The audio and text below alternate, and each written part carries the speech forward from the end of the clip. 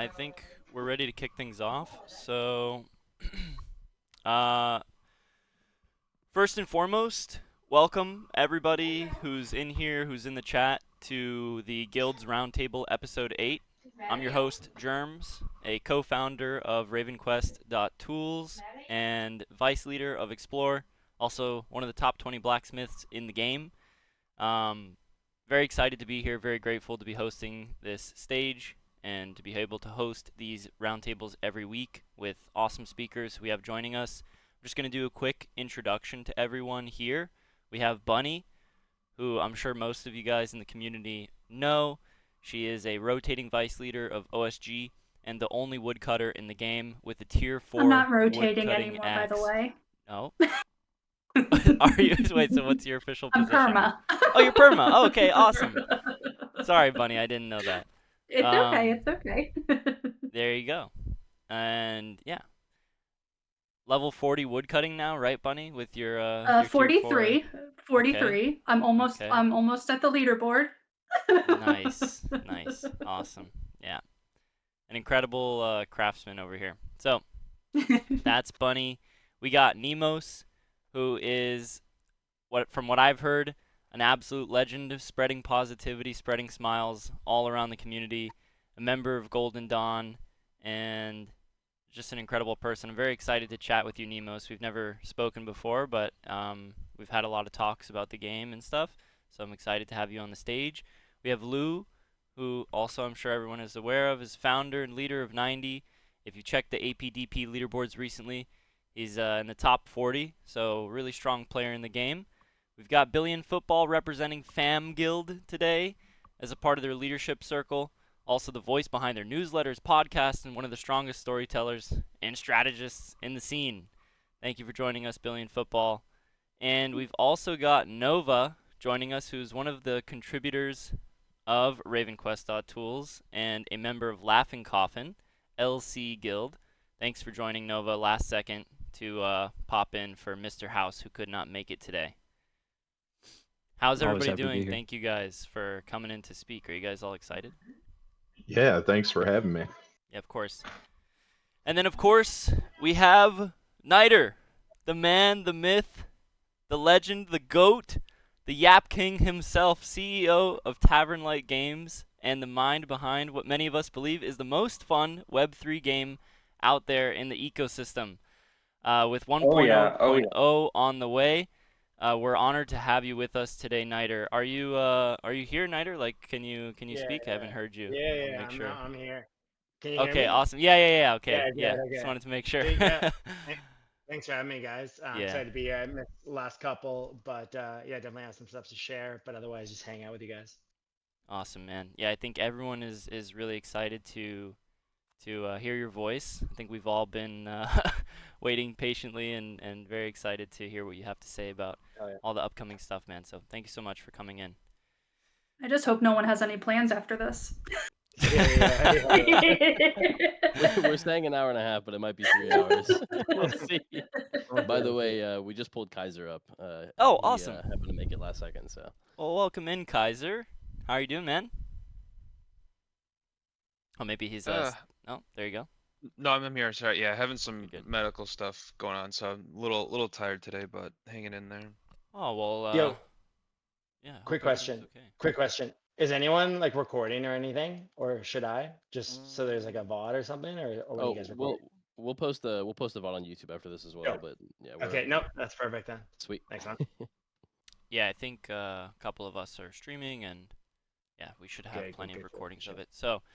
Yeah, before I officially kick things off and kind of dive into our agenda for the day, I do want to just put out a little disclaimer that we here at RavenQuest.tools are not officially partnered with or affiliated with the Tavernlight Games team or the RavenQuest team.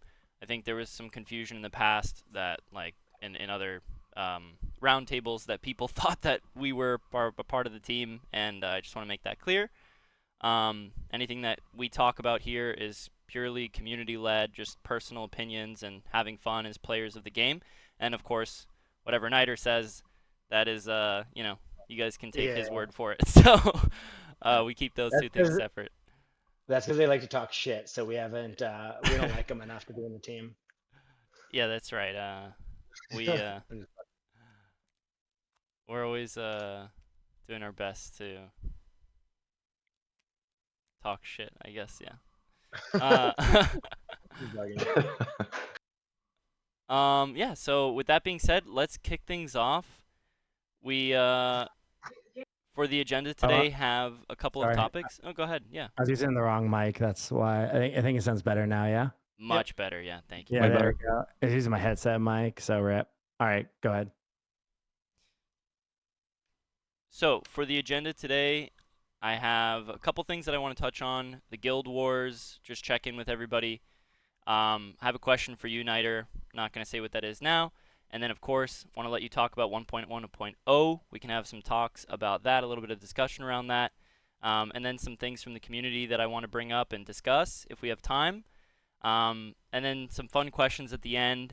A pro tip from Bunny herself. And then, of course, closing remarks. And we could call the roundtable a day.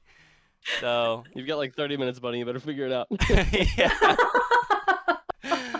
He said it was a joke when he said it yesterday.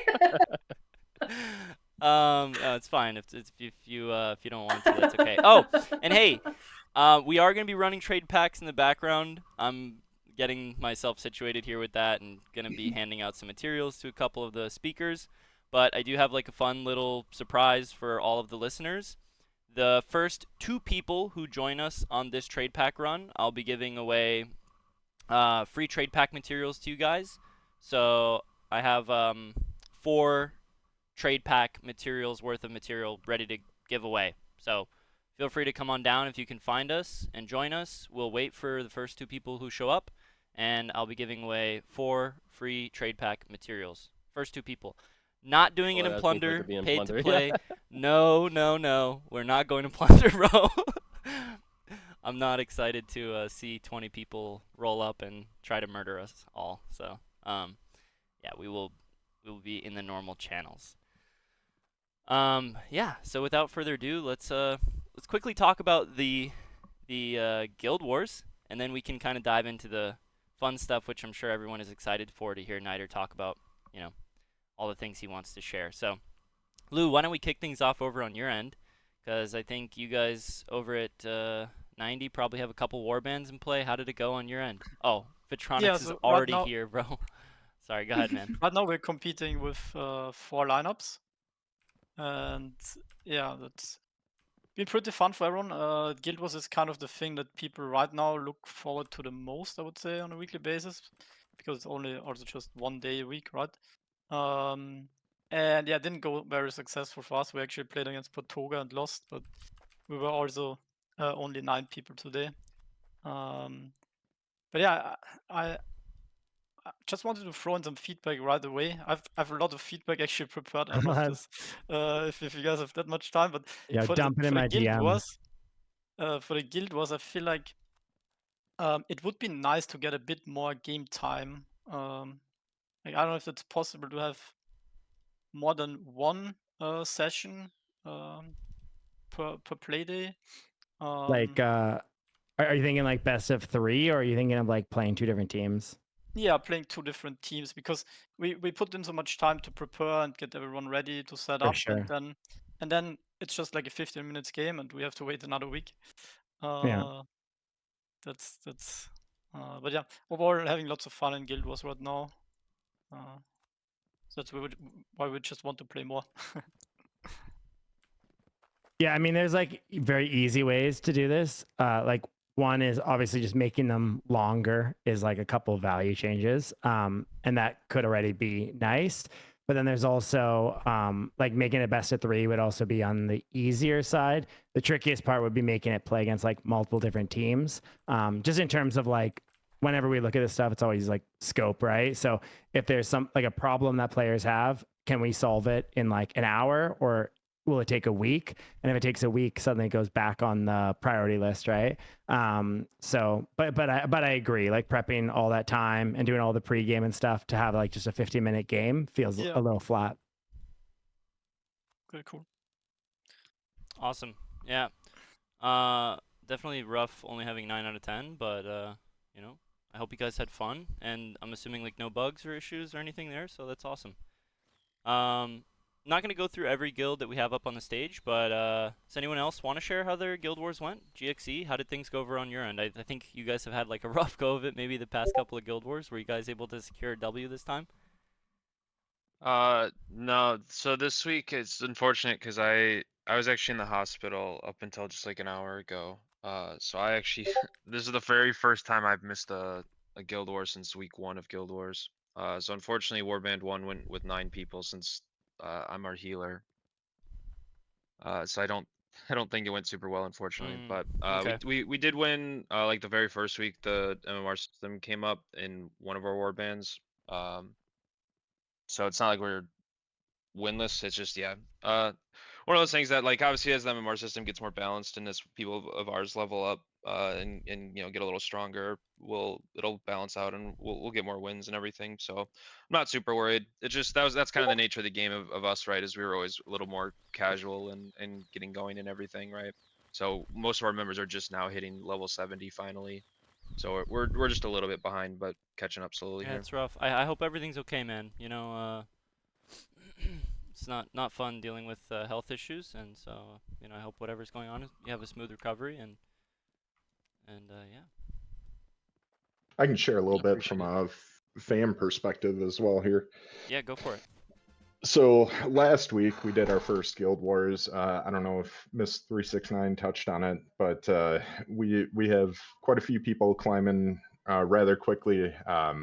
We only have a handful of people that have hit 70 as well. Most are in the 60s ranges that joined our first war band. Hopefully the first of many to come. And they ended up winning last week. We had a full group of 10 and team that they went against. I was trying to get a name before hopping on here, but nobody responded with what the guild was that we took down for the first week. The second week, though, a little bit more difficult. Matched up against a team that was all 70 plus and having only 370s and the rest in the 60s. It ended up being closer than they thought it was going to be, but I try to put perspective in there that I think their strategy may have changed a little bit when they realized how easily they could control the fights and not necessarily risk having to feel like they were in any concerns of losing either their positioning or what their goals were in that guild war. But it was very exciting. Everybody, even though they lost, everybody that was a part of it was just so amped up and excited and happy with the coordination. We've got a fun kind of leadership setup where we have half of our team speaking all Brazilian, half the team speaking English, and then we have translators on both teams that kind of help with that coordination. So it's kind of nice to get that global sense and everybody working together there. I think one thing we're taking from this, though, is that even though we're a relatively new guild, being in the space for maybe a month, maybe less, we're able to compete right away, and we've got some work ahead of us, but I think everybody's optimistic about the future. Even though we're 1-1 right now, I think we're very optimistic about upcoming weekends, and do like the idea of potentially having like a best of 3 or maybe even a little bit longer, so more people could be involved or engaged a little bit longer, because the time has passed now and then they're all just kind of coming down from their high and going back in and doing some other like aether rifts just to get their challenges and their sense of accomplishment achieved for their day. So that's kind of what happened last week and into this week so far. Yeah, wow, that's quite the breakdown. I want to say congrats on the win last week, and you know I think I was talking to maybe it was Bunny, one of the round tables. I've had a few conversations with people about going into the guild wars and anticipating a loss. Like even though you guys lost this week, I'm sure everyone still had fun. You're still gaining the experience of practicing comms. Like you never realize how tricky the comms can be and the coordination of everyone can be until you actually step into the ring. So I think it's, it's really cool that you guys still went in there and had a lot of fun. I think that's what it's all about, right?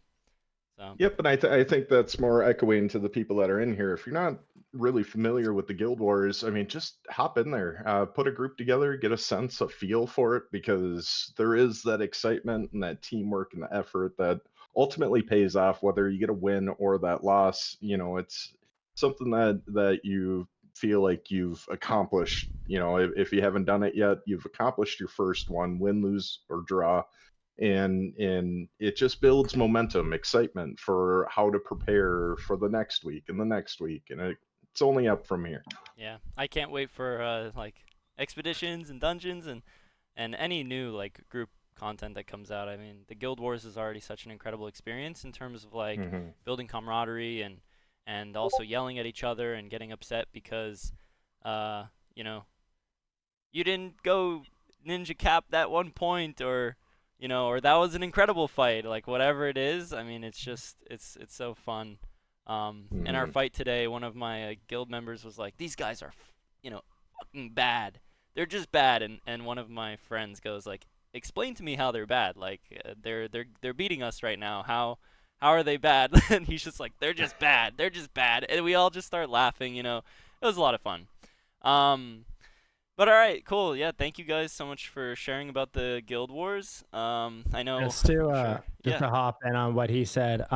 We have new stuff dropping in like a week, I guess. Maybe, in the next like 5 to 10 days for more group content. So that'll be dropping earlier than Expeditions. But wow. Okay. Something for the healers to look forward to. Let's fucking go. That's awesome. I wish I could know what it is, but I'll be patiently waiting. I'll share it today. In the community. I'll share it later. Hell yeah. Okay, let's go. Guys, if just by the way, I'm just gonna cut in really quick. If anybody is sitting, like, I'm trying to trade with 2 of you guys here, for Loki and Gnomes, but you guys aren't accepting my trade, so we're about to head out for this run. Oh, they're here now. Yeah, now you're here. Okay, let me get you these materials, and then everyone, we can do a massive run out to like Gilead or something. Okay. All right. Cool. So yeah, glad everyone had a smooth experience in the Guild Wars. I will say, on a personal note, it does seem like the MMR system is starting to balance out a little bit, at least on my guild's end. Felt like we had some fairer fights today than we did last week, which was pretty flip-flopped. So cool to see that coming into play. Jeez. Excuse me, I've got something stuck in my throat. Let's get a quick sip of water. I do want to move on to the next point, which I actually have a question for you, Niter, a personal question, or not personal, but I want to ask about the Archetype Contest. Foolish, who is on the RavenQuest.tools Discord account, I know he submitted like a bunch of different builds, and we've been super excited to kind of like see the outcome of this. And I'm just curious, like, how's the review process going on that competition? Is that still in the back end? Like, have you been having fun reviewing all that stuff? I mean, what's going on on that? Yeah. So for anyone who doesn't know, like, my favorite thing in game development for over a decade, kind of how I got into it, is class design. I love anything when it comes to like classes, archetypes, stuff like that. And so I've been geeking out over reading through all of them. It's been taking a while, as we literally had like hundreds of them sent in. And majority of them are very well done. Like, there's not really, I'd say maybe like 5% are just kind of like throwaways, like they didn't really like put any time or energy into it. But at least like 50% of them are actually like really, really solid ideas. And that's been almost the hardest part, is a lot of them have like interesting elements to them that I've kind of like put over in notes and stuff like that. But a lot of them are just very, very good. And it's almost causing like decision paralysis, where I keep rereading through so many of them because I'm like, shit, this is like so cool. And now I'm like, hey, there's like 20 archetypes we want to make that are based on these. We want to go through every single one of them, and I'm going through every single one of them, just because it's something that I love, but also I think it's good for me to go through all of them and really pick the top ones. But ultimately, there's a lot to go through, so still kind of chugging away at that. The team's like really aligned now on all the kind of final steps for patch 1.1.0. So there's not too much involvement on my side anymore. It's kind of just getting everything shipped and done. So I'll have more time to kind of go through the remaining. I think I'm like 50% through, but they're incredible. Like the community, not only very creative, because some of them are just really unique, but still very much fit our world and our lore. But then at the same time, way too many people in the community that actually are pretty good game designers. Like a lot of these, I'm like, holy shit, like this is like really well thought out and done. I assume a lot are from like veteran players and stuff who just really know the game well. And it's going to be so exciting to actually like build out some of these archetypes that the community created after Naturalist and Ballistics. That's if awesome. I may jump in here. Yeah, go ahead, Lou. Knight, question to you: is the intention of this also to get some ideas for future archetypes? So is that already basically confirmed? So that's like we already had so many ideas on new archetypes that we want to build out, like a bard based archetype and kind of a monk based archetype. To be clear, MONK, not MUNK, but like a monk based archetype. And we have like a bunch of ideas, but it was also like, it's cool to see kind of what the community wants, but also just like get the ideas rolling, because even as a big studio like we are, like there's still like when you crowdsource from hundreds of people, like you're gonna get very unique ideas and takes. So it's kind of a mixture of all of it. Yeah, so there'll definitely be a handful of them that either we use a lot of inspiration from, or we actually like there's a couple that I've reviewed and I'm like, this is like shippable. Like they just thought of like everything throughout the process. Yeah.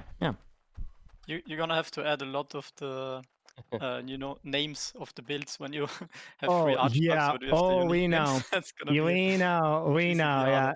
Oh yeah, no, it gets exponentially harder with each one that you add, but we'll just one day we'll just revert to like some other model. Like yeah. So would you say there's kind of a limit you have in mind for how many builds there will be, or is it something that's open end and if you? Oh no, it's completely open ended. Again, like we're not really capped by the naming side, because if we ever had to, we would just change the naming to be something like Evil Dark Knight or something like that, or even just changing it to like abbreviations for the actual archetypes. So not constrained there, but really a big thing that we see moving forward is we want to lean more into the archetype system, bringing in new archetypes and really bringing in just more and more depth there. And so and also we just really enjoy it. We love like the ballistics and naturalist archetypes have been like some of our favorite game development side in a while. So it's actually really cool for the variety and like one of my favorite MMOs was Final Fantasy 11, and a big part of it was like the sub job system, and I loved that. As like a tank, for example, you would want to level up like so many different sub jobs for each kind of different piece of content, and that's something that we really want to lean into, is like, where do these have a good fit in content, especially when we start looking at the next stuff after expeditions, and really bringing in that BDO also does it great, where there's reasons to level other classes and stuff. So yeah. Well, Jay, do you mind me asking a follow up before we move on to the next? Yeah, go ahead. Nido, you mentioned that you were excited about some specific elements about some of the different archetypes that were submitted. Is there anything of the first 50% that you've gone through that really stand out to you that'd be willing to share about your personal interest on some of these archetypes? Just specific elements, maybe? Yeah, it's tricky because there's a lot that were submitted that like as a class, it would be really cool, right? As like a class in like WoW or something, right? Mm-hmm. And they didn't really fit too well as an archetype, because again, an archetype's one of three pieces, and so it kind of felt too like in its own realm almost, right? Like it was like you would only play that archetype almost. But there was a lot of really just like interesting I would say the best applications or submissions, I should say, were ones that very much looked at like, how does this work with other archetypes in a really interesting way, but also different with different archetypes and different builds. But there was some like really interesting mechanics that people brought in when they did kind of a more like full class as opposed to an archetype, that we've actually taken a lot of inspiration from on just how could we include that in the game as a whole. So yeah, not really any like specific ones that I would mention, other than kind of those mechanics. But ultimately just some like really interesting stuff. Even one that was kind of like probably a little bit of bias here because I loved Corsair in Final Fantasy 11, but one that was kind of like an RNG based support class, and so maybe they took inspiration from Corsair in Final Fantasy 11, but cards come up and then based on the card, it like gives a different type of buff to the group, which is, I think those mechanics are really interesting because it makes your group play differently based on which card comes up. But again, that it comes off almost a little bit too much like a class mechanic. But I think there's interesting ways that we can tweak some of those really interesting ones to fit as an archetype as well. Like Twisted Fate from League of Legends. Exactly. Yeah. And it's very much like that. And I think that's it can be frustrating to play. Like we notice many times when we introduce things like that, players are like, oh, just let us like select it. It's like, well, that's kind of the fun is you have to adjust, right? But I still think those mechanics can be really cool, especially when it's an archetype. So it's like optional. You don't have to play that archetype, you know? That's awesome. Beauty of RavenQuest. Well, yeah. I'm really excited to see the outcome of the competition and who wins and what you guys end up choosing.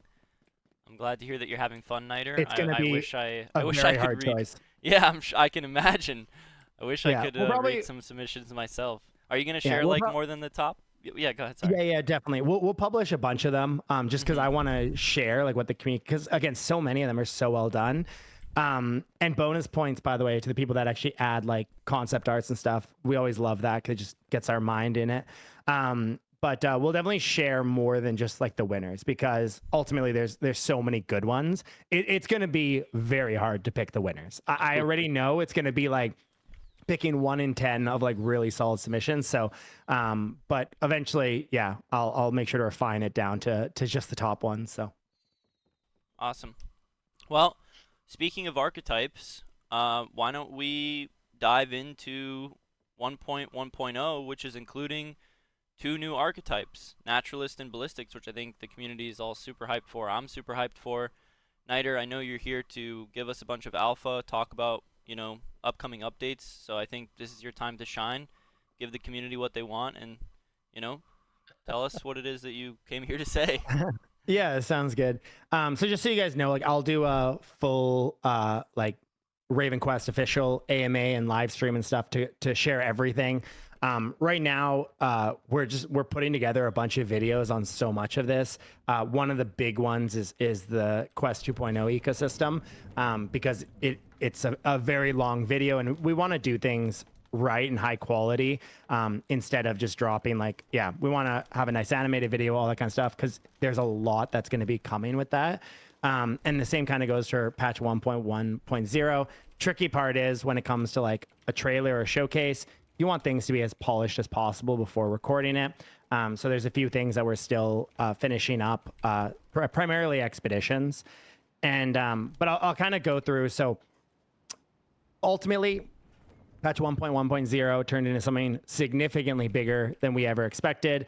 You guys will see, we'll be posting an updated roadmap, and a lot of the stuff that was planned for like later this year will actually be coming already in patch 1.1.0. And with that, I've kind of mentioned that we've essentially dubbed it a mini expansion. At this point, I would actually just slap on expansion there. It will have its own kind of update name. And with that, it's become something very, very large that addresses, I would say, 99% of what the community is looking for in kind of every element of the game, whether it's related to quest, related to land, related to pieces of the game that they've been really wanting. Things like repeatable like late game PvE content with expeditions, arena, new spawns, new archetypes, new weapon types, new reward pool structures, all that kind of stuff. But really, it's I guess our patch or expansion or whatever you want to say that reflects on like our learning since not only moving into Web3, but also just since RavenQuest release and things that we feel need to be improved or new content or changes. And so ultimately, because of that, it will take a little bit of time here. I'm not talking like 3 months time or anything like that. All the wheels are in motion and a lot of it is done already. The biggest thing is expeditions, which are not done yet, and it's a very, very, very big system. We were thinking about like trimming it down quite a bit to ship it earlier, but ultimately we love the full system so much, and we feel like it's something that will like stand the test of time, and so we really want to like fully cook on it. But with that, we're excited to share that we will be releasing Raven Idol quite soon. I believe it's 17th, or maybe it was, yeah, I think it was the 17th. It'll be accessible to all landowners to do early play tests of it. We've already done like private invite tests for QA and all that kind of stuff. And so it's already a very polished product, but ultimately giving you guys a chance to try it out before anybody else. And then Raven Idol will be fully releasing before the end of June. We're planning pretty soon after the landowner playtest, but just to give landowners a chance to try our next product out before. And ultimately, this will be the first expansion of the Quest ecosystem. I'll be doing a full AMA and video and all that on what we've envisioned for the Quest ecosystem, because it's become something quite significant. But with Raven Idol, really, for anyone who doesn't know what it is, by the way, it's essentially akin to Melver Idol and old school RuneScape. If anyone hasn't played Melver Idol, but you have RuneScape nostalgia, I highly recommend it. If you're a busy person or you're just playing RavenQuest all day, because it's essentially an idle version of old school RuneScape. Incredibly fun. I played it a lot during COVID because I have nostalgia for old school RuneScape, like many, but I also didn't have the time to commit to it. And it was really interesting because I had about 10 friends that played Melver Idol as well, and about half of them ended up starting to play RuneScape again because they were like, oh, like I don't, they had that kind of like, I don't want to go back to RuneScape. It's so much time, blah, blah, blah. But then after like a month of playing Melver Idol, they're like, oh shit, okay, I want to play like the full game now again.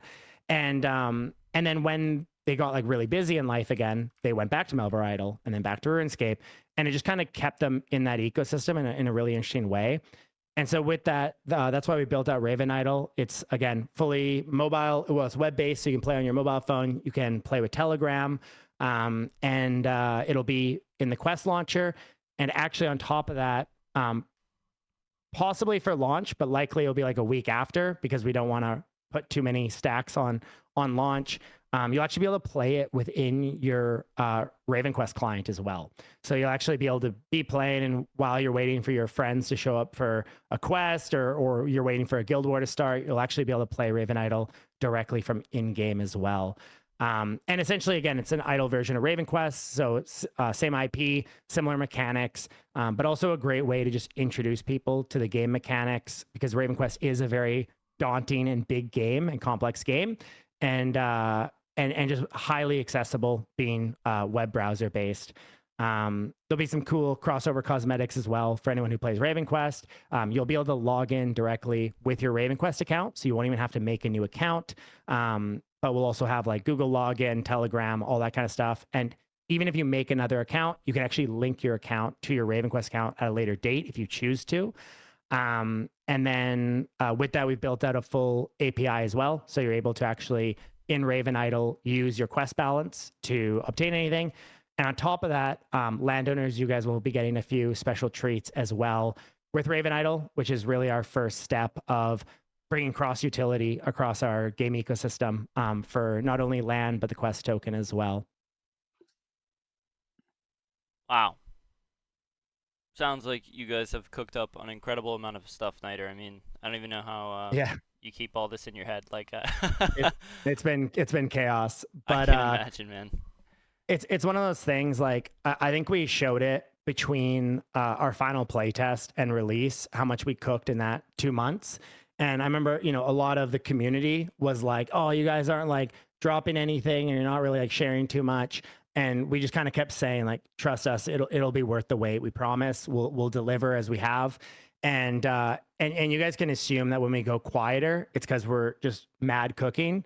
And you guys will see that with patch 1.1.0. And also just with patch 1.0, we've really been looking at this as a big milestone in terms of, again, releasing on Epic Games. We've been working really hard with them for a while now to line up a really strong launch push on Epic Games instead of us just like randomly dropping on there. So we've been working a lot with their team there, and they're very excited about that. But then also just really what we see as a path forward for the Quest ecosystem. And I'll share kind of something that we've come to realize is, as you mentioned, RavenQuest, you guys believe is, and I think many probably here believe is the best Web3 game out there. And while there's a lot of really good stuff in the space, we do feel like we have an incredibly deep game and very special game for Web3. But we've actually noticed that this has that's like a good and bad thing. It's a good thing for people who actually like playing games, right? I think that's why you guys would see that we have a very heavy Web 2 audience compared to most Web 3 games, which usually have almost none. And this has a lot of benefits to it. But ultimately, RavenQuest is like almost too big and too deep of a game for a lot of Web 3 people. They want something really degen. They want something very simple. They want something that they can just hop into in a second and understand, simple gameplay loops. And so that's been something that we've been looking at with growing the studio and how we're growing it, in putting a lot of focus on, with that growth, on our kind of ecosystem titles being a lot more accessible, but also being a lot more like palatable. So RavenQuest really being like that focal point. I guess a good example is in many ways like WoW with Hearthstone and stuff like that, where how do you bring in games that people can jump into really easy, that may be Web3 native and are much more palatable, and then kind of evolve them to RavenQuest. But ultimately, all of them being in that Quest ecosystem, having full cross usage of NFTs in every single game we ship in that ecosystem, and having them all in one launcher, right? Allowing everybody to play from that launcher and see those other games and try those other games.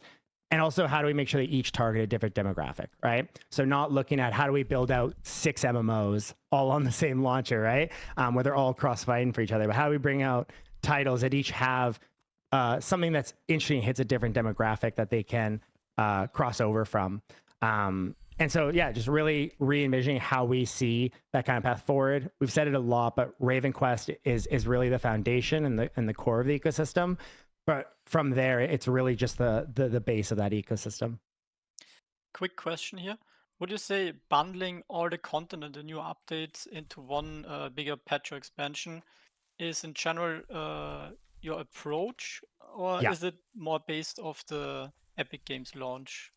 That's a great question, actually, Lou. It's both. So even without the Epic Games launch, it would still be our plan. The reality is, and when we've learned this now took us maybe 10 years to learn it. But the reality is doing one big update is way stronger for bringing back like veteran players and also bringing in new players. We now have more than enough data to see this, but doing like pushing full steam ahead and doing like weekly updates and stuff, it actually doesn't it doesn't achieve that goal very well. We're doing one very large update, achieves that much stronger. But then on top of that, also with Epic Games, that kind of just ties in really well. And that's also something that like, if they're going to push us really hard on that platform, and while it is Epic Games, like the amount of users they actually bring is actually pretty insane, especially when you're like, if you're on Steam already, not so much, but we're self-published, right? We're just like literally downloading our website. We're not on any platforms. So it's a very big boost on that side. But that was something that they also were really looking for. Like, hey, if we're gonna like push you guys hard and we're gonna really do something big here, they were wanting it to be around a big milestone update. So I would say, respective of both, we would have taken this route. But it just kind of works out well that it's beneficial for both. Yeah, I agree. The impact is definitely like more effective if you bundle it. Yeah. But also one more question: what do you think is the ideal timing between updates to keep the players engaged and come back? Like, what's a good cycle?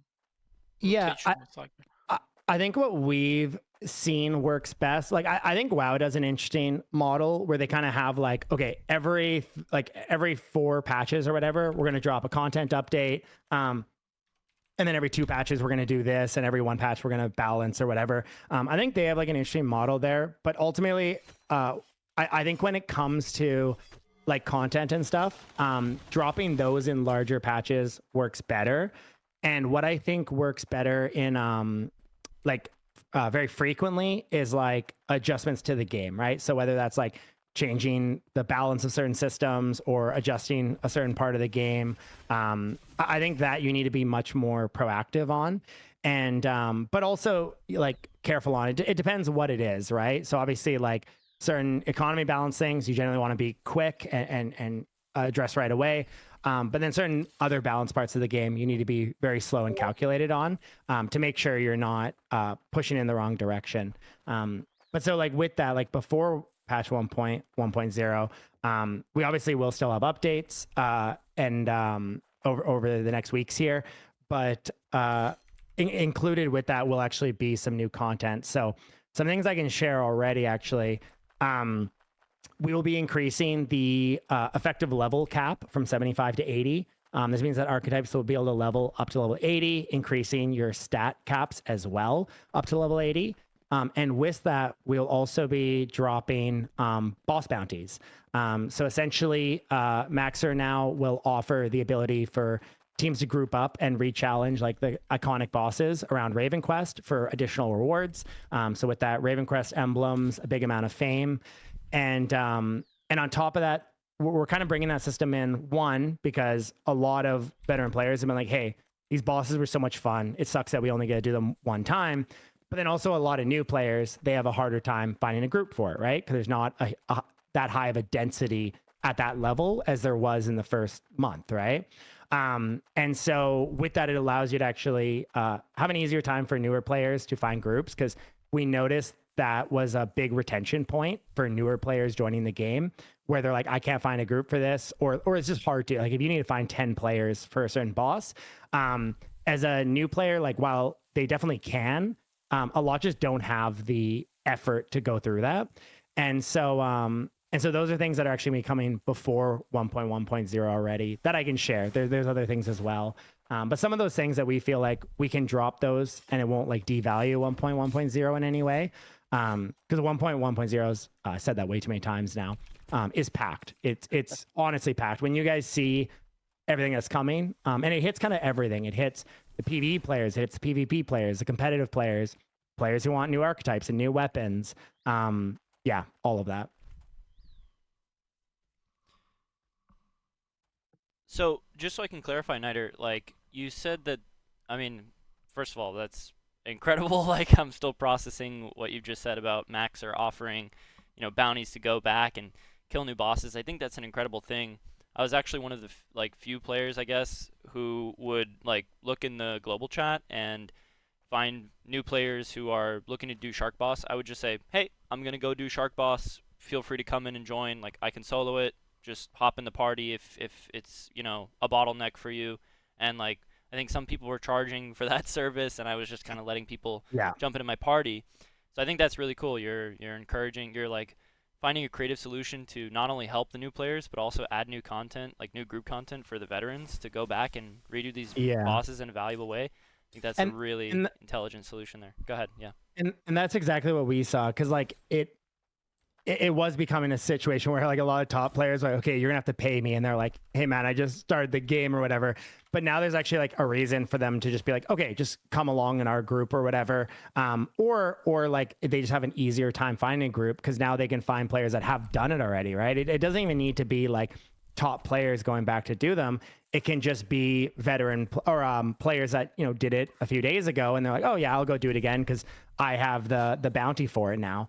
And so that's really the goal of it. And I think those are the things that we need to put more and more focus on, is how do we improve those kind of loops in the game and those systems in the game.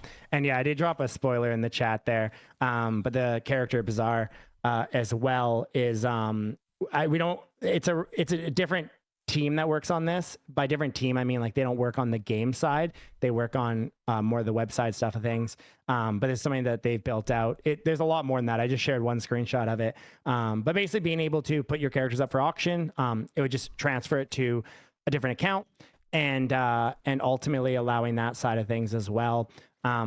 Again, things that we feel are really important in a game like this, especially when you comes to a patch 1.1.0. Weirdly enough, it actually leads to like higher player retention.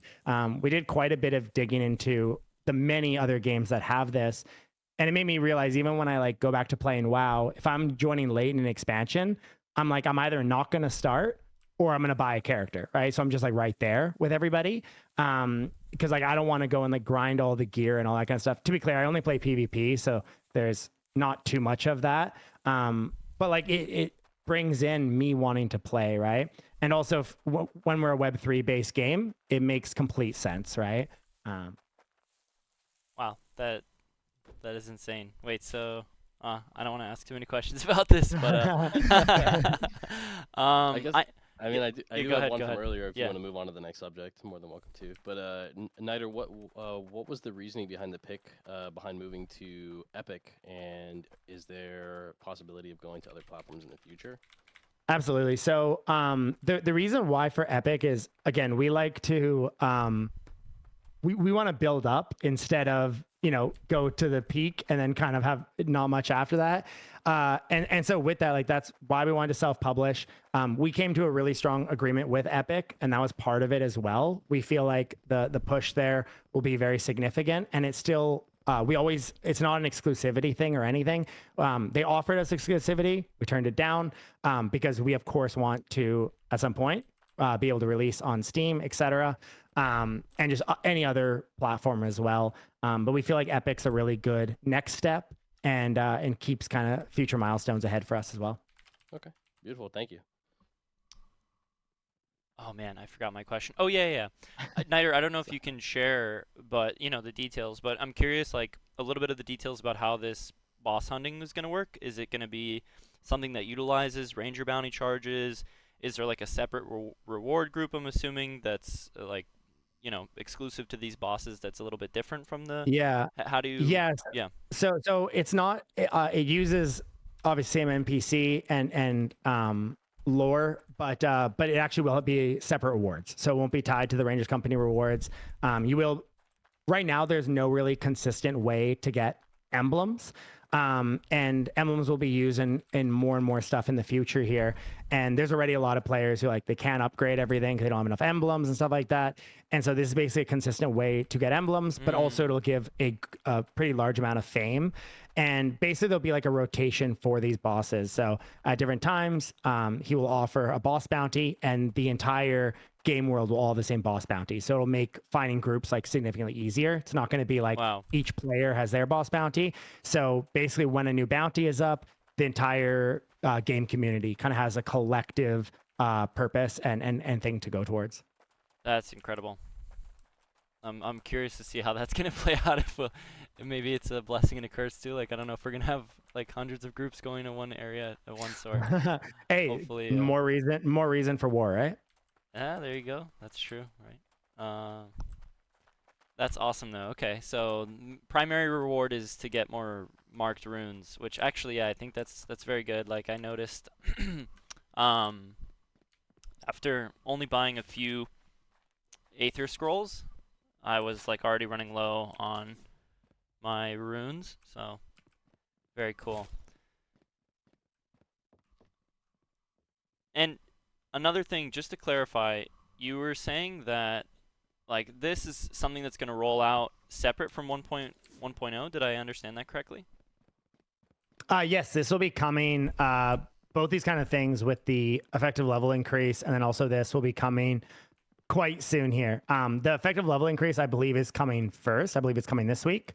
And yeah, in the next few days possibly here. Wow. And then I believe the boss bounties is either coming this week with it, or it'll be coming the Tuesday after, so in 9 days.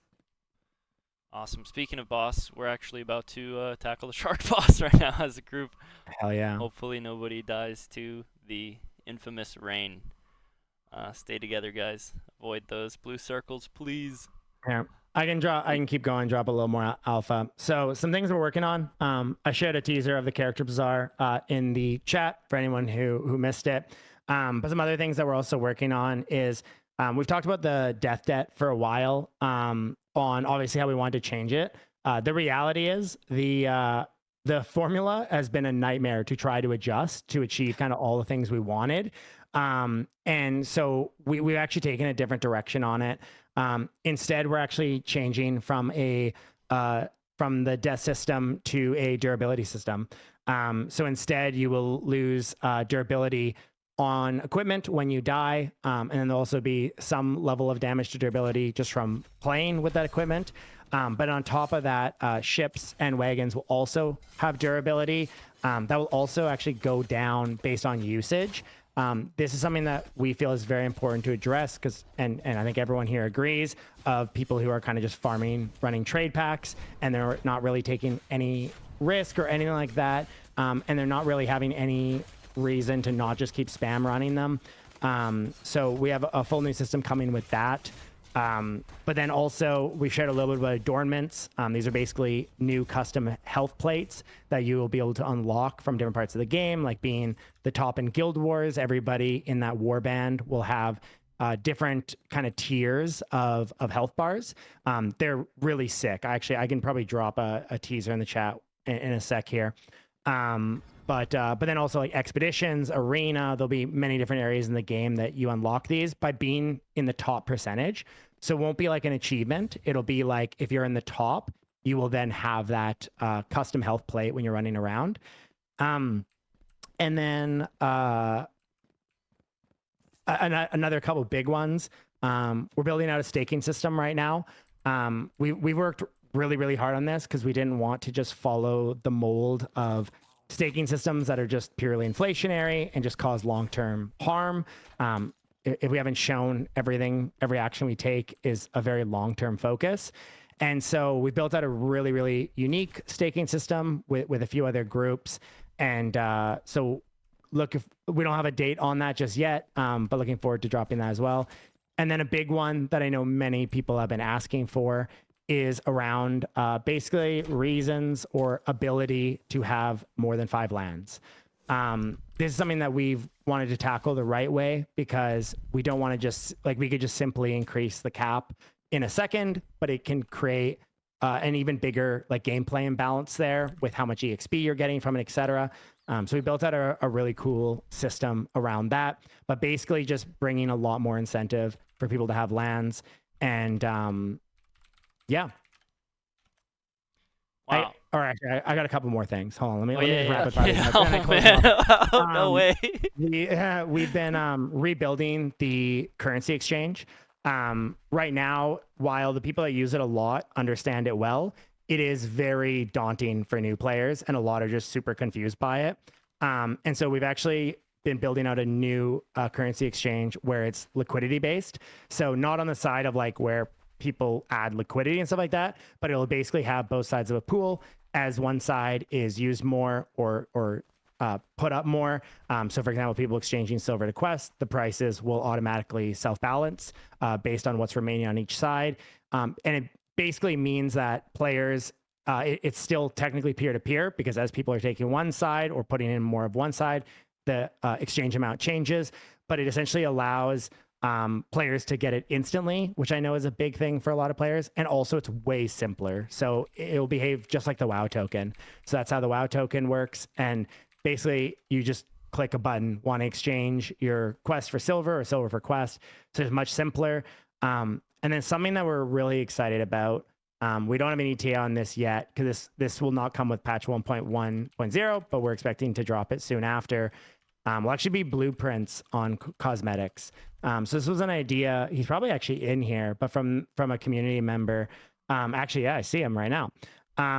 The idea around blueprints for cosmetics. So essentially what we're planning to do is future cosmetics are going to not simply be like purchased or obtained by players, but players will actually be able to fight to get a very, very, very, very, very rare drop of a blueprint for a certain cosmetic. And then everybody will be able to create that cosmetic, but there will be like a cost associated with it. So instead of it like being purchased and going to us, it'll be purchased and then part of it will get burned and then the rest will go to the person that holds the blueprint. And so that's something that we're also cooking up. Can I just get one clarification on that new model for the currency exchange? Is that going to be an instant, like you were talking about how it's a little bit complicated? I myself, when I was starting, wanting to convert over so I can push forward and get the silver that I need to do all the crafting and all the fun stuff. There was this lull, like it was like, I don't know, 5-10 minutes before it was fulfilled. Had no idea it would take that long. Is this something that you're talking about? It's like an instant exchange. And if that's the case, is that still going to be something that people can put in at certain tiers, and it's almost like a debt system that you're setting in back where people can convert and eventually it'll be fulfilled for the game to balance out? How is that going to work? So with that, there will be like slippage elements and stuff to that as well, based on bigger orders. But ultimately, it will be like the WoW token. So it's just an instant exchange, which is really nice because it actually means we can tie in the silver and quest, where you like pay with quest instead of silver. We actually tie that directly into that exchange as well, making it all from player to player, and just way simpler to understand. And again, as you mentioned, like when you want to grab something right away, it sucks when it's like, oh shit, I have to wait for this now, or or even trying to figure out how to use it. And accessibility is so much more important for systems like that than anything, right? So yeah. Got it. Beautiful, beautiful, beautiful. Wow. Is there anything left on your list there, Nider? Yeah. Gems are coming too for equipment. Ooh. I feel Jewel like crafting I as a saw. profession? Not jewel crafting to start. These gems are a little bit separate from that. But yeah, gems that essentially further customize your gear. But it's a pretty unique system. It's not like WoW's gem system. It's a little bit more interesting than that. So, and gems will be coming from expeditions. That's awesome. Wow. Like last epoch, gear gems. They're like gear modifiers, but very, very hard to acquire. Gems will not be soulbound, no. Interesting. Did you back at 1.1.0, did you have any interest in diving into Naturalist and Ballistics at all? Sorry, I was reading a comment in the chat. What was that again? Oh, no worries. I was going back to 1.1.0 and some of the teasers. We saw a teaser for one of the upcoming archetypes. Did you want to talk about the Naturalist and the Ballistic at all? Yeah, I can talk lightly because we have a video dropping on both of them pretty soon here. But yeah, we have two new archetypes coming, Naturalist and Ballistic, or Ballistics. Naturalist is kind of a unique archetype because it's essentially like a melee magic damage dealer, but also quite heavily focused on support, control, but then also some kind of melee magic abilities. And then with that, we also have multiple new weapon types as well, with pistols, blunderbusses, totems, and magic gauntlets, essentially. So it's a melee magic weapon. And then totems are a new support weapon, so healers, you guys can look forward to that. And then pistols are dual-wield guns, blunderbuss, two-handed guns. With that, they obviously all have new weapon skills, new warforged skills, etc. And then ballistics is also quite unique, where it's kind of like a high damage dealing setup kind of based archetype. So the legacy spell is like mortars coming from a boat nearby, dropping on the area. And then a lot of like really interesting, it'll sync really well with like archery, especially. We felt like archery has been kind of missing something that fits really organic with it. Yeah, like really with the two new archetypes, a huge part of it was, what do these sync well with, and can they also sync with everything to some degree? And I think you guys are gonna absolutely love them. Dude, like ballistics is a little more straightforward, as you'd kind of expect. Like another kind of range damage dealer with its own unique elements. But Naturalist is a very unique archetype. The abilities, even the weapon type that kind of fits well with Naturalist is very unique. Yeah, for any like casters out there, support players out there, you're gonna really love it. Will the Naturalist scale based off wisdom? Sorry, everyone's asking if we're going to add character marketplace, and they missed the teaser, I think. So I'm just going to drop it again. Sorry, what was that again, Lou? Will it scale based off wisdom? The naturalist. Yeah. So funny enough, for anyone who's an OG Raven Dawn player here, we actually had abilities that scaled on wisdom previously, and it caused a lot of very tricky imbalances with that when suddenly they were able to get like the benefits of wisdom, but then also scale off it as well. It basically made like one build that was just impossible to balance. I know with like the gems, they have some cool kind of stuff cooking with that. Because it's always fun when you can add those like unique kind of loadouts. But Naturalist specifically won't the abilities won't scale specifically off wisdom. And then one more question on the new stuff.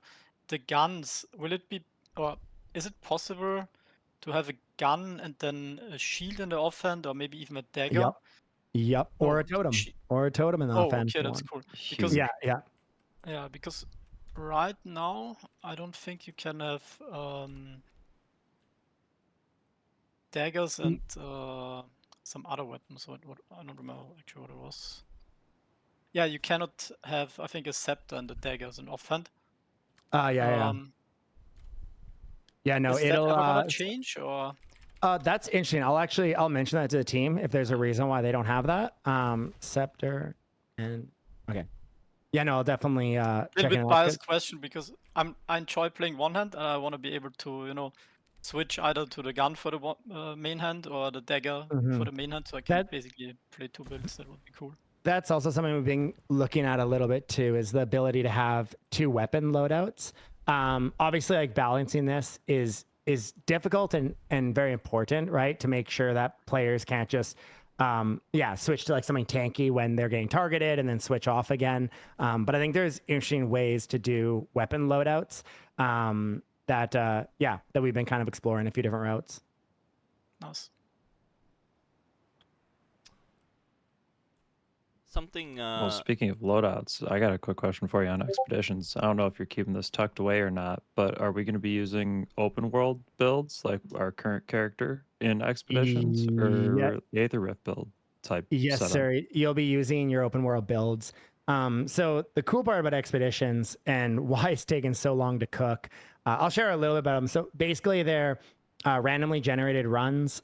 So we have like I think close to 100 now different cells.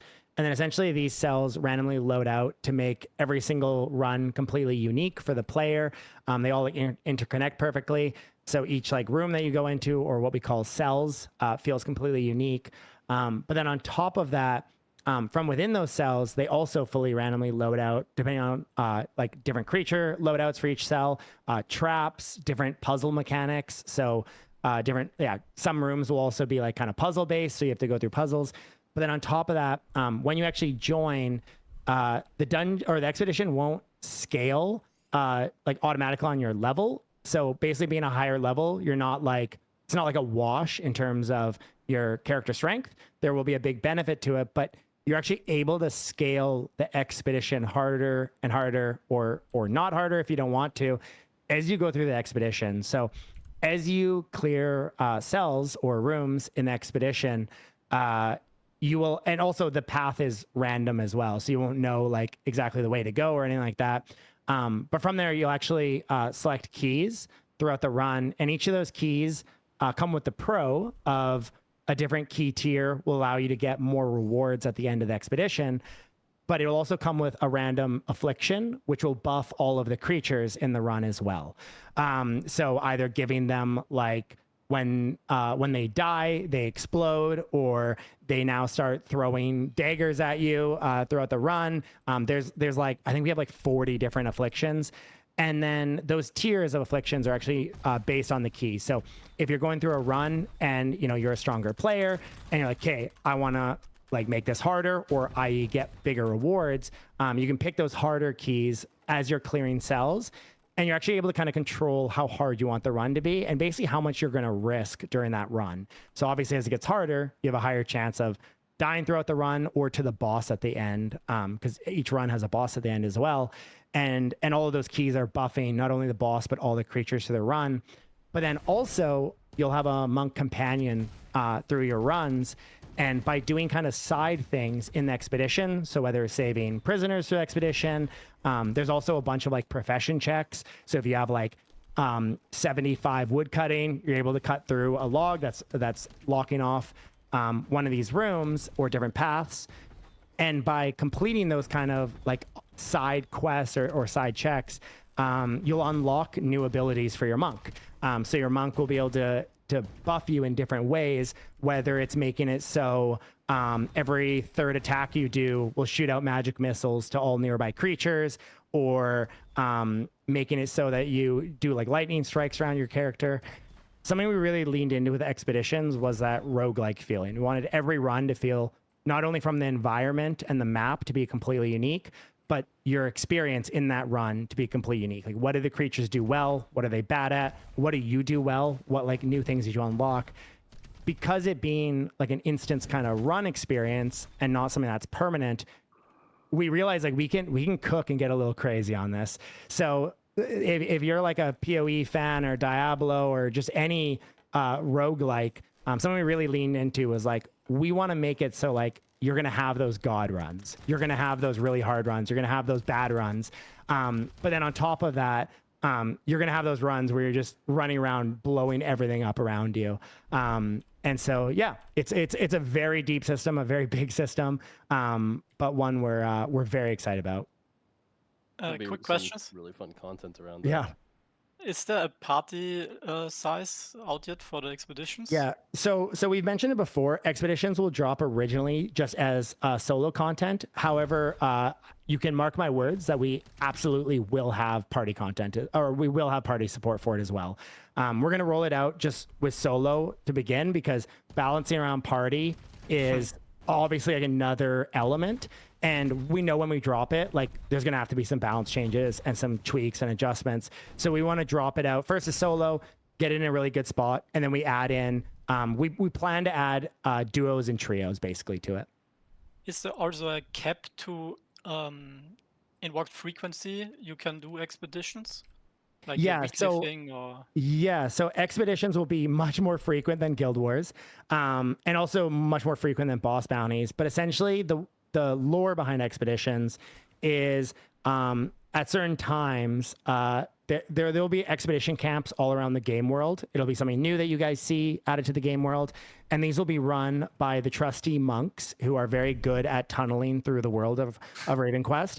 And you will and at various times they will basically be able to open up or discover a expedition, because these are like underground undead caverns. And essentially at different times, they'll open it up and it'll do a global announcement for the entire community, or across all servers, all channels. And you'll actually be able to go to that expedition and talk to the monks, and they will help you take their makeshift elevator down into the cavern for your expedition run. Very cool. And is this like when it opens up for the whole community, is it something you have to compete for? Jay, or you're muted. Oh my goodness. I was like, I know this man's talking. Is it going to be something that we have to compete for, or like since it's individually based, is it like entering a rift, you kind of like enter a new instance of the game? Yeah, so you won't have to compete over going into an expedition or anything like that, but we will have like many competition elements to it. So we will have adornments for the top expedition players, but also we will have a leaderboard that resets based on who had the largest run. So basically who had the highest key value. Because again, throughout a run, you'll take more and more keys, making the expedition harder and harder. And so we will have like a reward pool structured around that as well. That's something that we've talked a lot about, how we're going to be heavily changing the reward pool structure of RavenQuest. And really that's all around, not like right now we have a very socialist, I guess, approach where everyone's getting a little bit. And we're very much going to be pushing significantly heavier into the players that are really elite players and pushing their character to the max, that they are going to be getting the biggest amount of the rewards.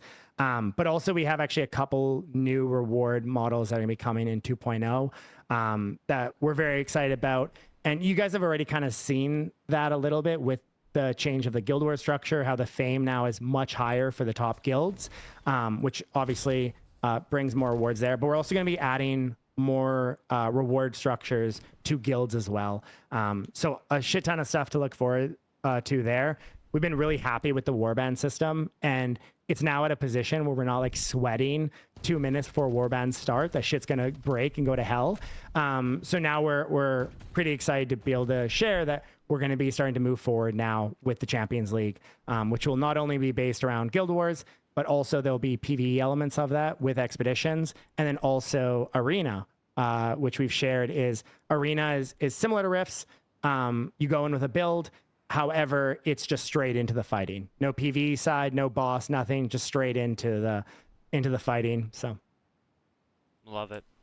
Yeah, I mean, honestly, it was. I think a lot of the community was a little bit frustrated, honestly. With the reward structure. So it's really actually reassuring to hear that like you guys are pushing it in a new direction. I mean, it's been incredible. Like, don't get me wrong. I'm not trying to talk shit, as you said. We've done so well no, lately. you're totally right. No, But like the thing is, like we can do a lot right, and like we still want the feedback on things we don't do right, because no game is ever perfect, and it'll never become perfect. It's always a moving target, right? It's always like, okay, we solved these things are much better now. I mean, the Guild War system, people are way happier with it now. And then it's on to the next thing, right? It's like, okay, what's the next thing now for us to focus on?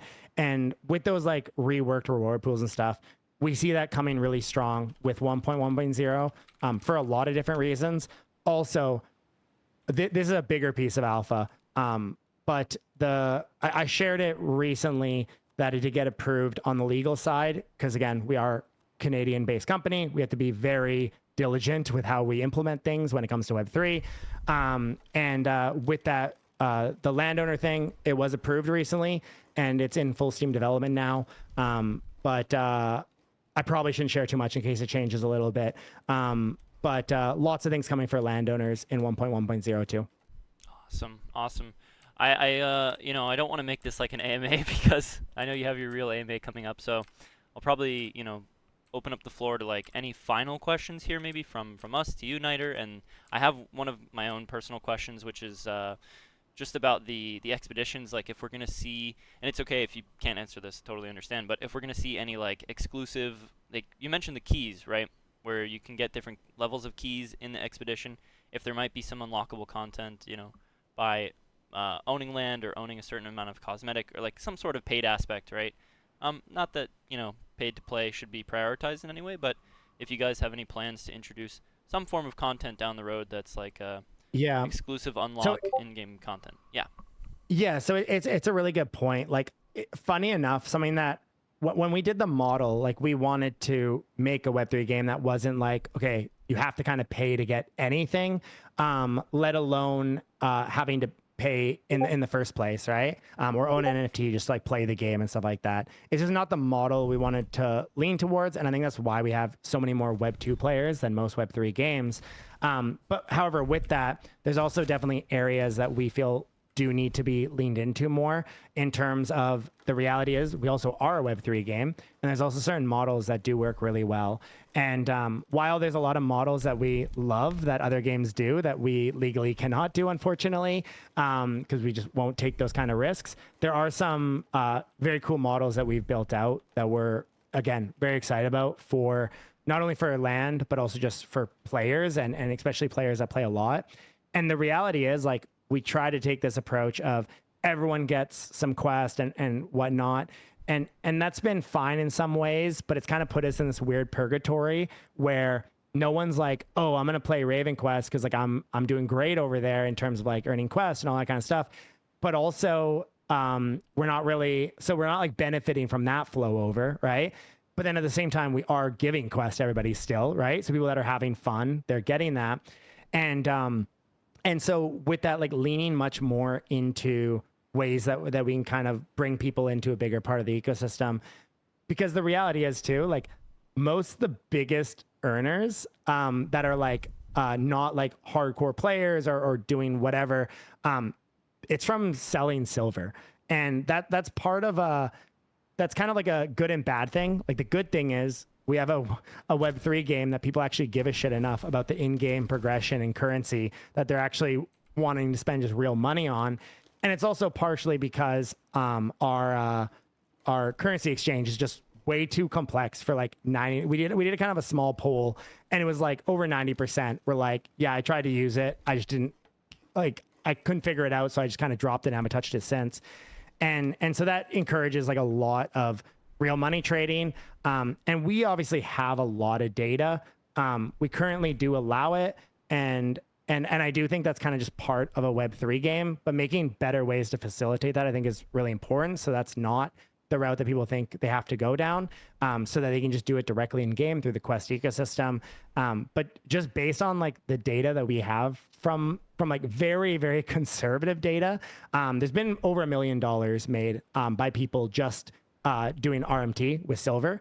And so we've kind of like, we already have a play and earn game for those players anyways, that we don't really need to lean into giving everybody Quest as a reward, right?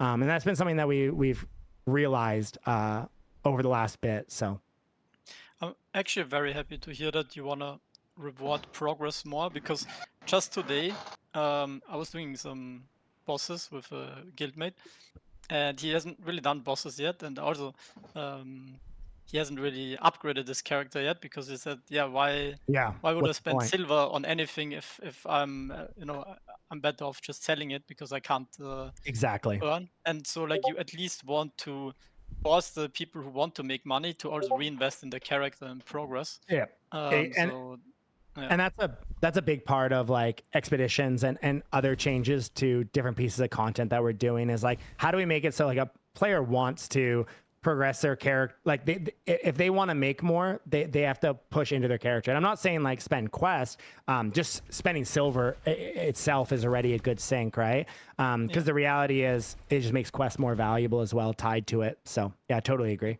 I actually think the bosses are a good benchmark, like where you have like easy, medium, hard, and madness, where I think on the lower end everyone should be able to do the content, but if you really want to be at the top, then you also need to spend to be able to be competitive and get rewarded the better you are.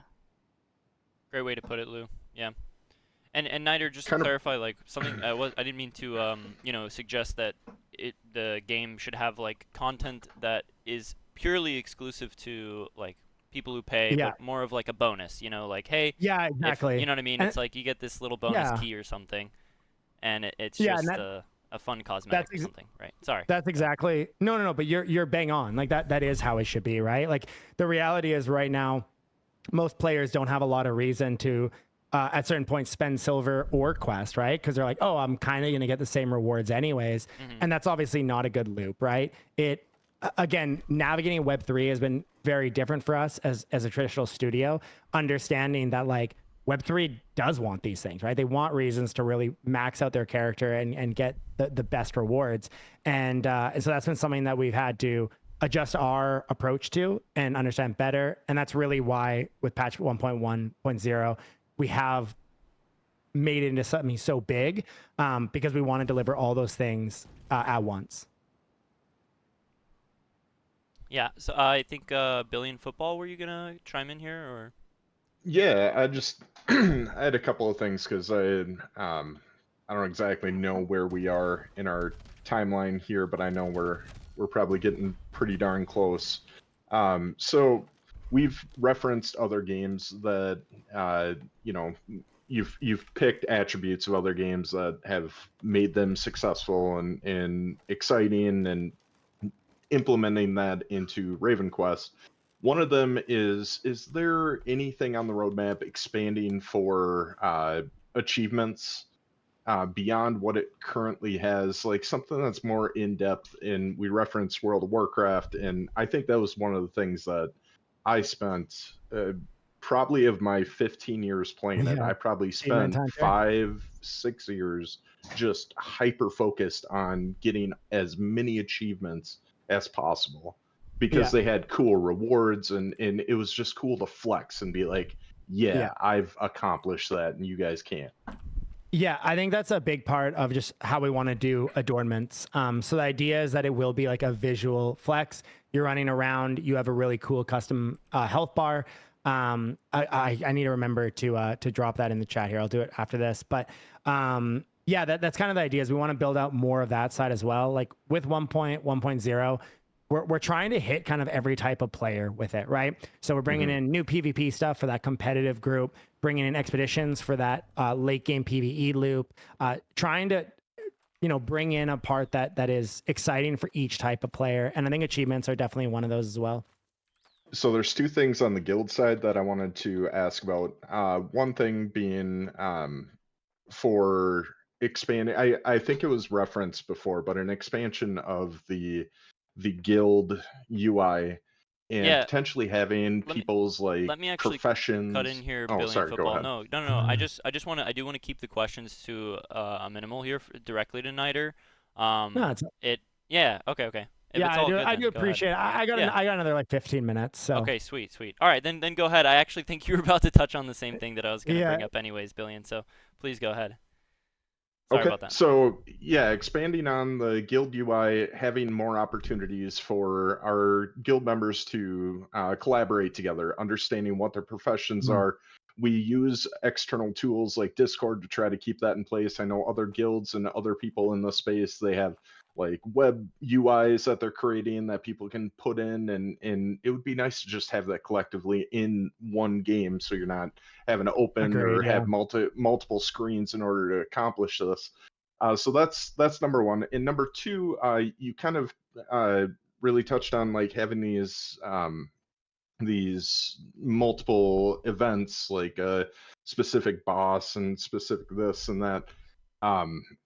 Just kind of curious as well on the level sync and how that will work. When we're doing events for these bosses around, does everybody need to be at a certain level in order to be engaged in these type of boss things that you touched on, or can guilds have somebody that's new, maybe reach the level 20 to 30 range, hooking up with members that are higher, 50, 60, 70, and all being able to benefit from it? Yeah, so there will be a minimum level that you have to be to do that boss.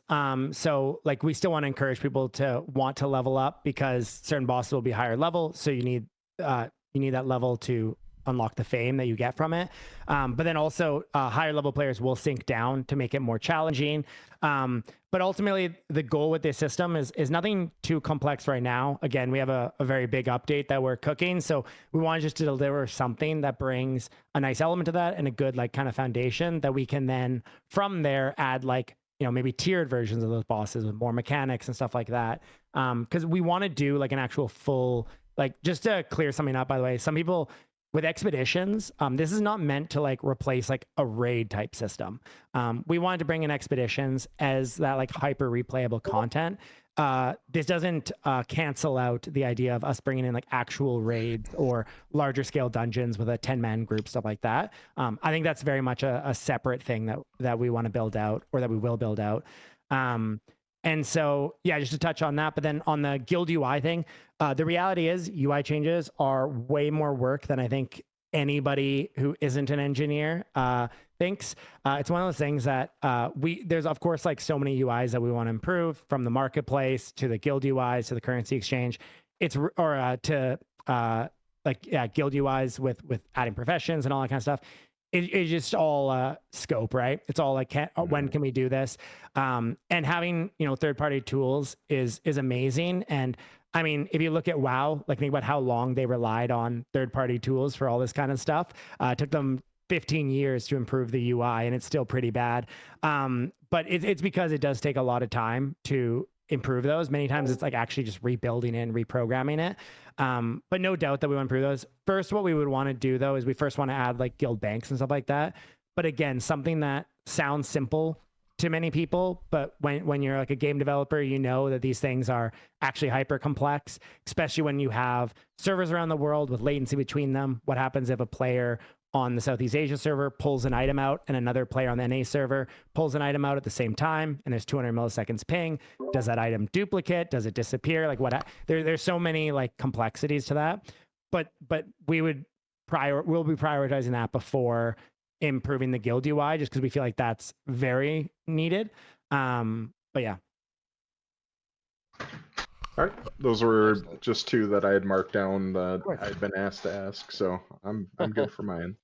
Yeah, I think Niter, you said that you guys are gonna add some new improvements to like, incentivize guilds a lot more. So really excited to see what comes up, and like I think you guys are doing an incredible job. I did not honestly expect the amount of stuff that you said was gonna be coming to 1.1.0. It's absolutely massive, and yeah, definitely it'd be really cool if we could see an improvement to the guild UI, and I just can't wait for those changes to be introduced. And yeah, I want to open up the floor. Maybe Nemos or Bunny, and you guys haven't, Kaiser even. I know Kaiser, maybe you're down for the count over there, but you guys have any final questions here as we kind of pull up on the end of our call here? If not, it's so fine. Billion covered. Yeah, So- Everyone rabbiting in. So Billion covered my questions about the UI. That's all good. Then I just want to say thank you so much, Niter, and to the entire team. It's an awesome game. Thank you. Appreciate that. That's all. Thanks. I appreciate it. Hey, that was ultimate shit, man. Bring on more of that. No, just kidding. I guess in lieu of well, I'll let other people ask their questions or do any final comments, and then I'll tangent off for a second before you tally out of here, Niter. If anybody has any final I actually remarks, think I think that's comments. probably it, Foolish. So go right ahead, man. Take over. Sweet. Well, Kaiser, do you have something? Yeah, I mean, if it's okay, it's not. Yeah, go no for it. worries Go for with it. Take a couple. I of was just seconds. gonna ask if there's ever any thought to do more like group content on C stuff. For example, like I know like our guild we're really strong on the C. Not too many people challenge us in plunder mode anymore, and we're also not too many people go into plunder mode anymore. So it's kind of lonely in there. So I don't know if there's any thoughts, just even if it's just like bringing like the Kraken, for example, that we faced, or like Guild Yeah. Wars on the Sea or something like that. Just like Yeah. something that's just like more C group based content. Yeah, so that's kind of actually our plan for our next, I guess you could say, mini expansion, is we want to bring a lot more content to the sea. So world bosses are something separate. Like we will have an ocean-based world boss, but also land-based world bosses as well. So those will be more PvP based, by the way. For anyone who doesn't know, I've shared a bit about the world boss system, but that'll be more on the PvP side. So open world reason to PvP. But with that, we actually have pretty big plans for an under the water kind of update to RavenQuest. With that, there's a lot of things that we want to add. I won't leak too many of those right now, but just the ability to do more with your boat, I guess you could say, and have more reasons to be out on the ocean rather than just fishing or trade packs or ganking somebody. But again, it's like we want to start bringing these updates where it brings a large update around something instead of just adding small little things. There's also like a storm-based system we want to add to the game with fishing and trade packs, and yeah, a lot of elements there. Yeah, that'd be great. Just because, like I said, for me, for example, like I'm a healer, so with expeditions being solo lately, like there's not really much for me to do, to be honest with you, right now. And Yeah. it'd be just kind of nice because I just build a lot of ships. That's pretty much how I spend most of my time. And then last thing, really quick, is just is there any? We have a lot of Filipino members and stuff in communities. Is there any any word if there's going to be a plunder mode for Southeast Asia servers? Yeah, the tricky part is it just further fragments the plunder players. Yeah, that's why I ask. Yeah, I'll be honest. Like we've made some pretty massive optimizations to the client and the game servers and just how it communicates. A lot of players have had a much better experience since those optimizations. We've had like our lead engineer just fully working on that stuff the last few weeks. Because yeah, again, any engineer in here knows that it's like finding a needle in a haystack many times. But with that, when it comes to Southeast Asia, we've been having legit nightmares over it. We work with OVH, and the reality is server providers in some areas are way lower like standards, even if it's the same company. This is something that we learned with Brazil. They're able to use old hardware there, where in like North America and EU, there's a lot of regulation around once hardware has gone to a certain age or usage, it has to be swapped out for new hardware. And oftentimes what those companies do is they just send that old hardware either down to another company in that other region, or they just use it like OVH, for example, on their Southeast Asia servers. And so what happens is the hardware is a lot less reliable because as many Southeast Asia players have noticed, the Southeast Asia servers have way more problems than NA or EU, like significantly, like they just randomly drop, they randomly have network faults or connection issues. And so that's been something that we've been putting a lot of time into figuring out how to improve. A lot of that is just setting up proxies. So something we'll be doing for Brazil, but then also Southeast Asia, just setting up better proxy connections for those servers. That actually, like in many cases, can solve like 80% of the problems. But those are time consuming and pretty big things to build out. Also very expensive. But very important to add in. We kind of want to, like, as you guys probably saw in our job posting, we did post something about Chinese localization. We plan to do a very big Southeast Asia push in the future because, funny enough, we have a game that's very well fitting for that demographic. It is, you know, Ultima Online was huge there. They love grind-based MMORPGs that are like very heavy creature killing, stuff like that. We have a very good and very accessible product, but we want to do that in its own push, like a big push around the Asia market. So. I just want to jump in and say something real quick. Like, this is a little bit of a sidebar from what you were just talking about, Niter. I just want to address the chat. Like, I see so many questions coming in from different people about so many different things, and I mean, it's just it's like insane. any anime. And then they ask why I didn't answer their question, or they say that I ignored them, and it's like, dog, I Or they ask a question that's already been answered. Yeah, I mean, geez, Niter, I see what you're dealing with over here. Stuff, but yeah. Wait, so Foolish, before you jump in, I just want to say, like, so something that we've been doing, or actually we just started last week with the roundtable, is that I'm gonna do my best. I'm just gonna say that again. I'm gonna do my best to take in like all of the feedback or like repeated questions from the chat that like are valuable, I think, and I will aggregate like a summary of this roundtable as well as like all of the feedback and like questions that you guys have asked in the chat. I'm going to put them into a forum on the RavenQuest Discord as like RavenQuest Guilds Roundtable episode 8 summary plus feedback. So I will be like documenting all of this. Absolutely. I'll send that over to Niter. My nighttime reading. And yeah, probably it'll take a few days to read all of that. I don't even know how I'm going to get it done, but you guys can then go in, like everyone in the community can go in. You can upvote or downvote like other people's ideas. Yeah, so I'm just going to do my best. Like, I want to make sure that everyone's voices feels heard. And, you know, that's like part of the reason why we're hosting these roundtables, for like guilds to come together, people to speak, community to chat and share their thoughts in the game. So, yeah, just wanted to throw that out there. I did have one final key, and again, this doesn't have to be answered on this meeting. It can be answered on the AMA or at some point. We were in discussions. Fam was with, I believe, the CMO from your team, and he had talked about how a lot of AI is incorporated, and there are some opportunities in the future to incorporate AI in the game. Something that I can foresee that I've not seen in the game yet, but I don't know what it would take from an engineering standpoint. Bridging the gap of language barriers and having more of a universal type chat. So something, something that we're already working on. It's actually funny enough. Final Fantasy 11 did it like 20 years ago, not with AI, but they had like pre-set up prompts because they had such a big amount. Like all of us NA players were playing on the Japanese servers. And so they added that for cross communicating, right? So you put in like prompts and then it automatically knew what the translation was, right? So you had to like communicate with prompts, which wasn't ideal, but it was still like really big quality of life boost.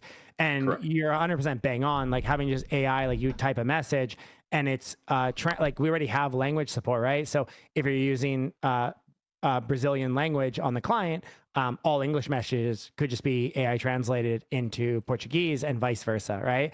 I think there's like huge opportunity there. Again, it always just comes down to scope, right? There's like a billion things we want to do, and it's always like, okay, put it on the roadmap. We'll add this when we want or when we're able. But I think when you have a game that has so many different cultures playing together, things like that are incredibly beneficial. Whether for recruiting, for communicating, or even just maybe a little bit of shit talk, right? So yeah. Perfect. Love the idea of incorporating some of those elements. I mean, 20 years later, the technology that we have access to today makes those things a whole lot easier. But it's what is important in your roadmap, and how do you get those things in the hands of players the fastest without feeling burnout or building too much more than your hands can handle. Oh, we're always doing that. Yeah, it's such a hard balance. Yeah, we experience that over here too. We've been struggling with that balance. I guess I'll jump to that segue for a second, and we'll try to wrap this up as quick as possible. But Nider, you said earlier that WoW was super reliant on some of their external third-party tools. Speaking of third-party tools, I mean, we have us, RavenQuest.tools. If any of you don't know who we are, we operate out of RavenQuest.tools. We're not here to replace your beloved community wiki. It's been around for a while, but merely just an extension of RavenQuest, trying to find ways to make your player experience a little bit better.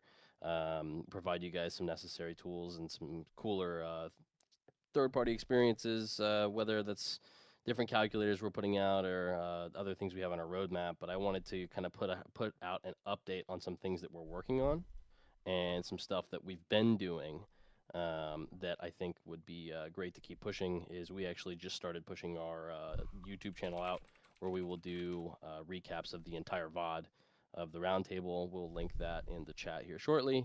And we have our community blog, where we will actually be putting in a form submit button, so the community can go in and they can actually submit their own blog ideas, whether you have an idea for pushing out a guide for your other members. We're also going to be accepting guild stories, kind of like our own forum of being able to tell the story of how your guild got started, maybe some experiences, some other things you have going on, just kind of integrate the community a little bit more. I know is with family. I'd have him talk on this a little bit more, but just some different bug fixes. Something we're doing right now is a quest calculator, so you can calculate your daily earnings and hopefully your monthly or potential yearly earnings, depending on how much you're playing, your current level, XP. You can kind of like archive that and watch your metrics day by day or month by month. Just little improvements, changing up our ads. Let's see, trying to go through the list. The thing we've been talking about for a while, which I know, Nider, you probably been waiting to see some headway on this, is we're finally starting to work on the design and implementation of our build planner, similar to that of like Diablo or PoE in their build planner. Something very complex, all community-centric. Submit your builds, rate them, upload, different. You can go back and edit it, make comments for it, attach a video. We have different calculators and some really, really exciting stuff we're working on that you guys are hopefully we can line it up with a big update that you guys are pushing and maybe not be too far behind the curve. Listen, I want the community. So, okay, we have the Quest API done, as well as like the NFT API. I want the community to peer pressure these guys into making mini games. Okay, everyone peer pressure them into making more RavenQuest mini games. Okay. It sounds like that's what you guys are waiting on.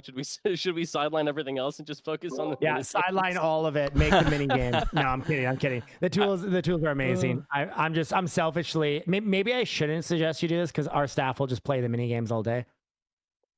Yeah, I was about to say, you're gonna lose Welsh, man. You don't want to. Yeah, I saw on the leaderboard. I'm like, why is like one of our lead game designers and our CMO? Why are they on this leaderboard? This is not good. But they're just any minute they're free. Like even for anyone like Matt, he's not like a huge gamer guy. He's becoming one, but always like played games, you know, as a normal amount or whatever. But anytime he's not freaking working, he's on RavenQuest. So, and this is like, again, RavenQuest usually doesn't appeal. Like you would think it wouldn't appeal to a more, sorry, Matt, to insult you here, but a more normie gamer. But he's been all in. So, yeah, our studio is very, very passionate about the things we make. And even the third party little mini games around our IP. So. No, we love it. I mean, that's why we're here. That's why we're here. Yeah. We picked your guys' project to be the first actual game tools, like third-party tools that we've actually built as an organization. So as the guinea pigs, I think it's only right that that we try to do it the best way possible. And so we'll try to keep pulling over your staff into QA testing our mini games.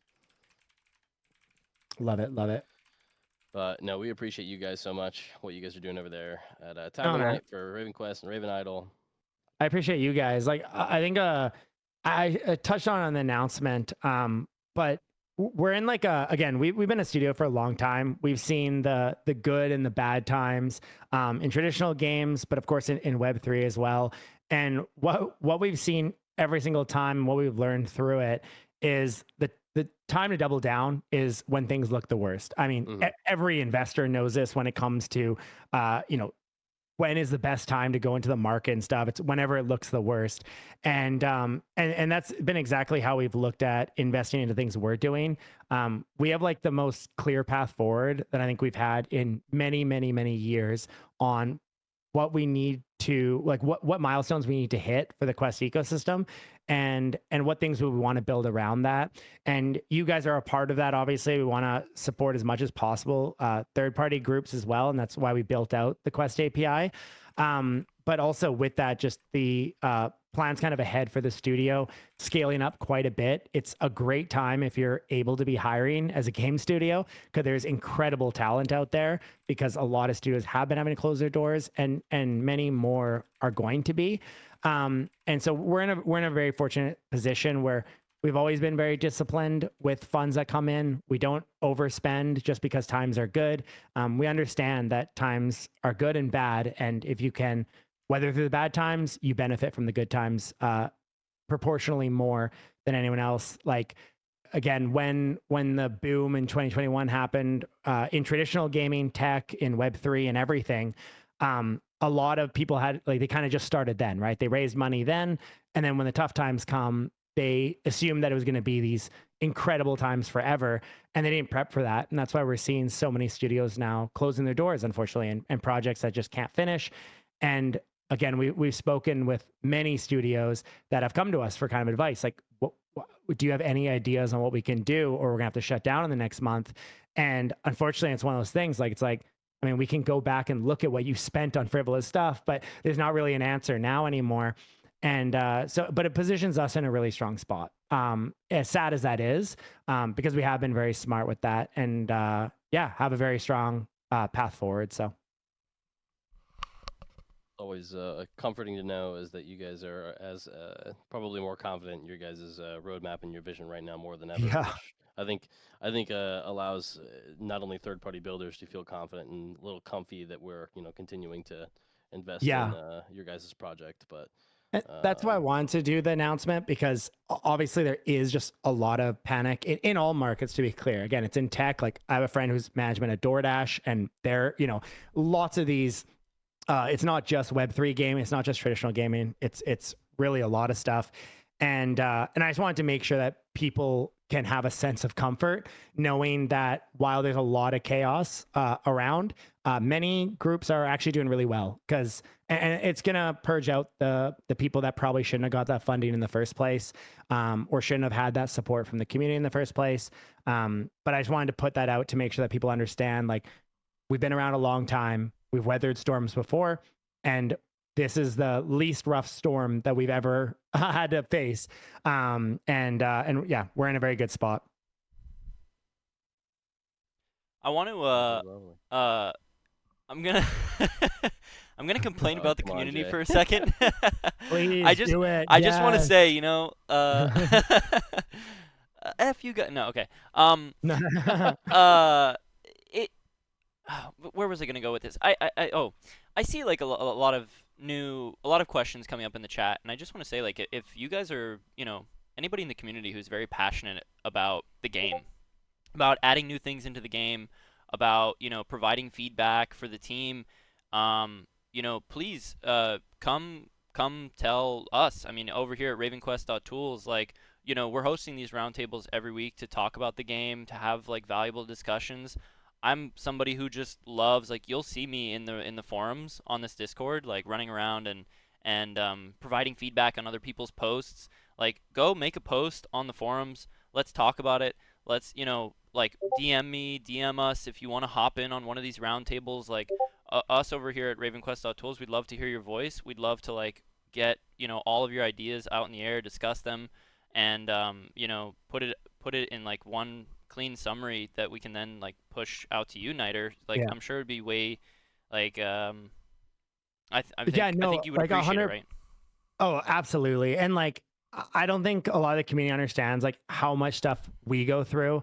Again, I've shared it before, but like the community managers are always preparing like update pretty much daily on just like what are some pain points for the community, what do they want to see improved, what do they want to see changed or added, but also like the guardians, like they're always pulling in those like kind of most commonly things mentioned and sharing with me as well. There's so many eyes that we have that are seeing the things you say, even if you feel like it's not, or if I can't, I get dozens and dozens of tags, literally hundreds of DMs a day.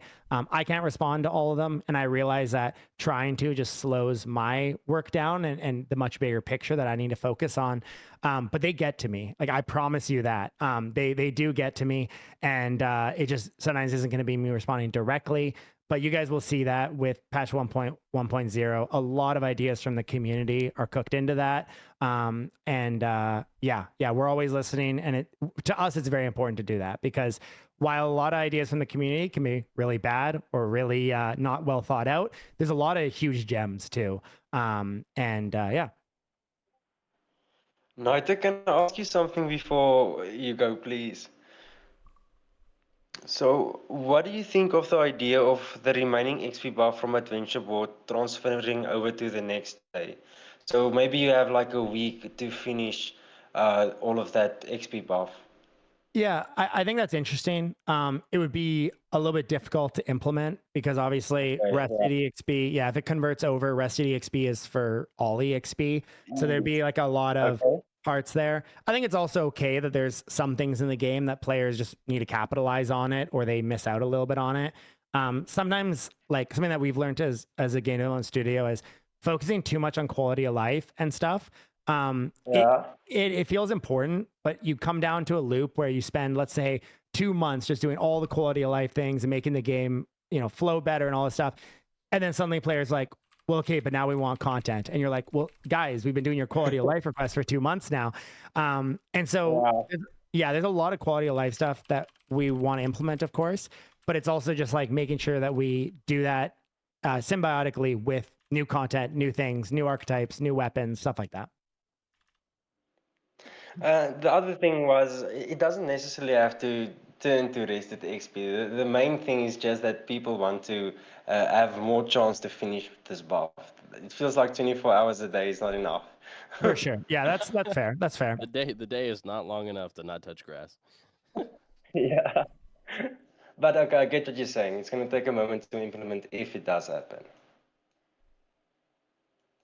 Yeah, just to address Reepage's comment here, like, I absolutely love what he's saying, like, I'm too passionate about the game, and, some of my messages may sound offensive, but it's because the project is amazing, and I hope, like, we have high hopes and all this stuff. Like, I think that's awesome, I think that's what it's all about. I mean, I just would say, to everyone, I mean, it's not just you, Reepage, like, even to myself, I've been, like, a toxic gamer. Like, I think there was another project, I'm not gonna name any names, but there was a project I went into and I was like, fuck you guys, I like was going in the chat and getting really pissed off, and I realized it all comes out of passion and love. So just try to find ways to give your feedback in a constructive fashion, and like I said, I'm right here. I'm like happy to bring you on to, like, you or anyone, Reepage, like, onto this roundtable, like, have a discussion with us, and let's see if we can like help provide feedback in a positive way. Also, I'll say on that, like, you're preaching to the choir with me as well. Like, before I did this as a profession, like, I was also the most annoying gamer ever in the games that I was passionate about, because I just wanted it to be perfect. I wanted everything changed to make it as perfect as possible. So I would be like very vocal and quite aggressive as well. When I moved into the industry, I realized, oh shit, like, things take time. Some of the things are not as easy as I thought they probably would have been. And so it's why I've changed the way that I give feedback to games that I'm passionate about, because I understand that it is also still a person on the other side. And it's sometimes hard to know that, but like, keep that in mind. Like, our CMs, the Guardians that volunteer to support and bring forward ideas to us, and they're, you know, a huge part of what we do and getting ideas to us. Like, they're all still people, right? They're all still people. When you're, you know, being either aggressive or even passive aggressive, like, they're people. They know when you're being passive aggressive and a little shitty.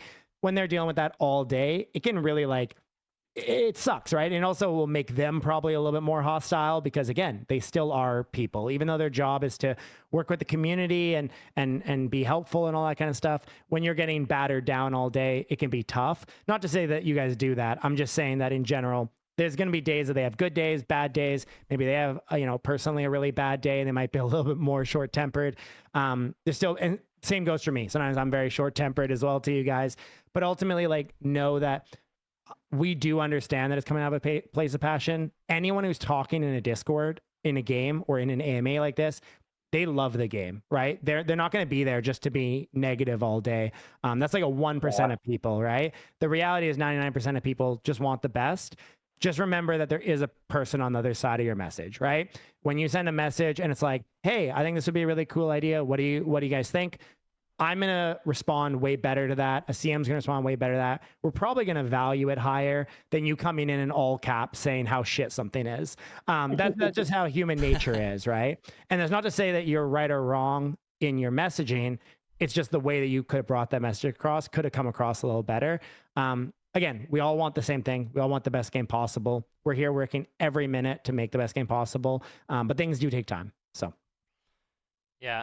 Please remind us, Snyder. Do you have an exact date for the upcoming AMA that you're going to be running, or like a rough date?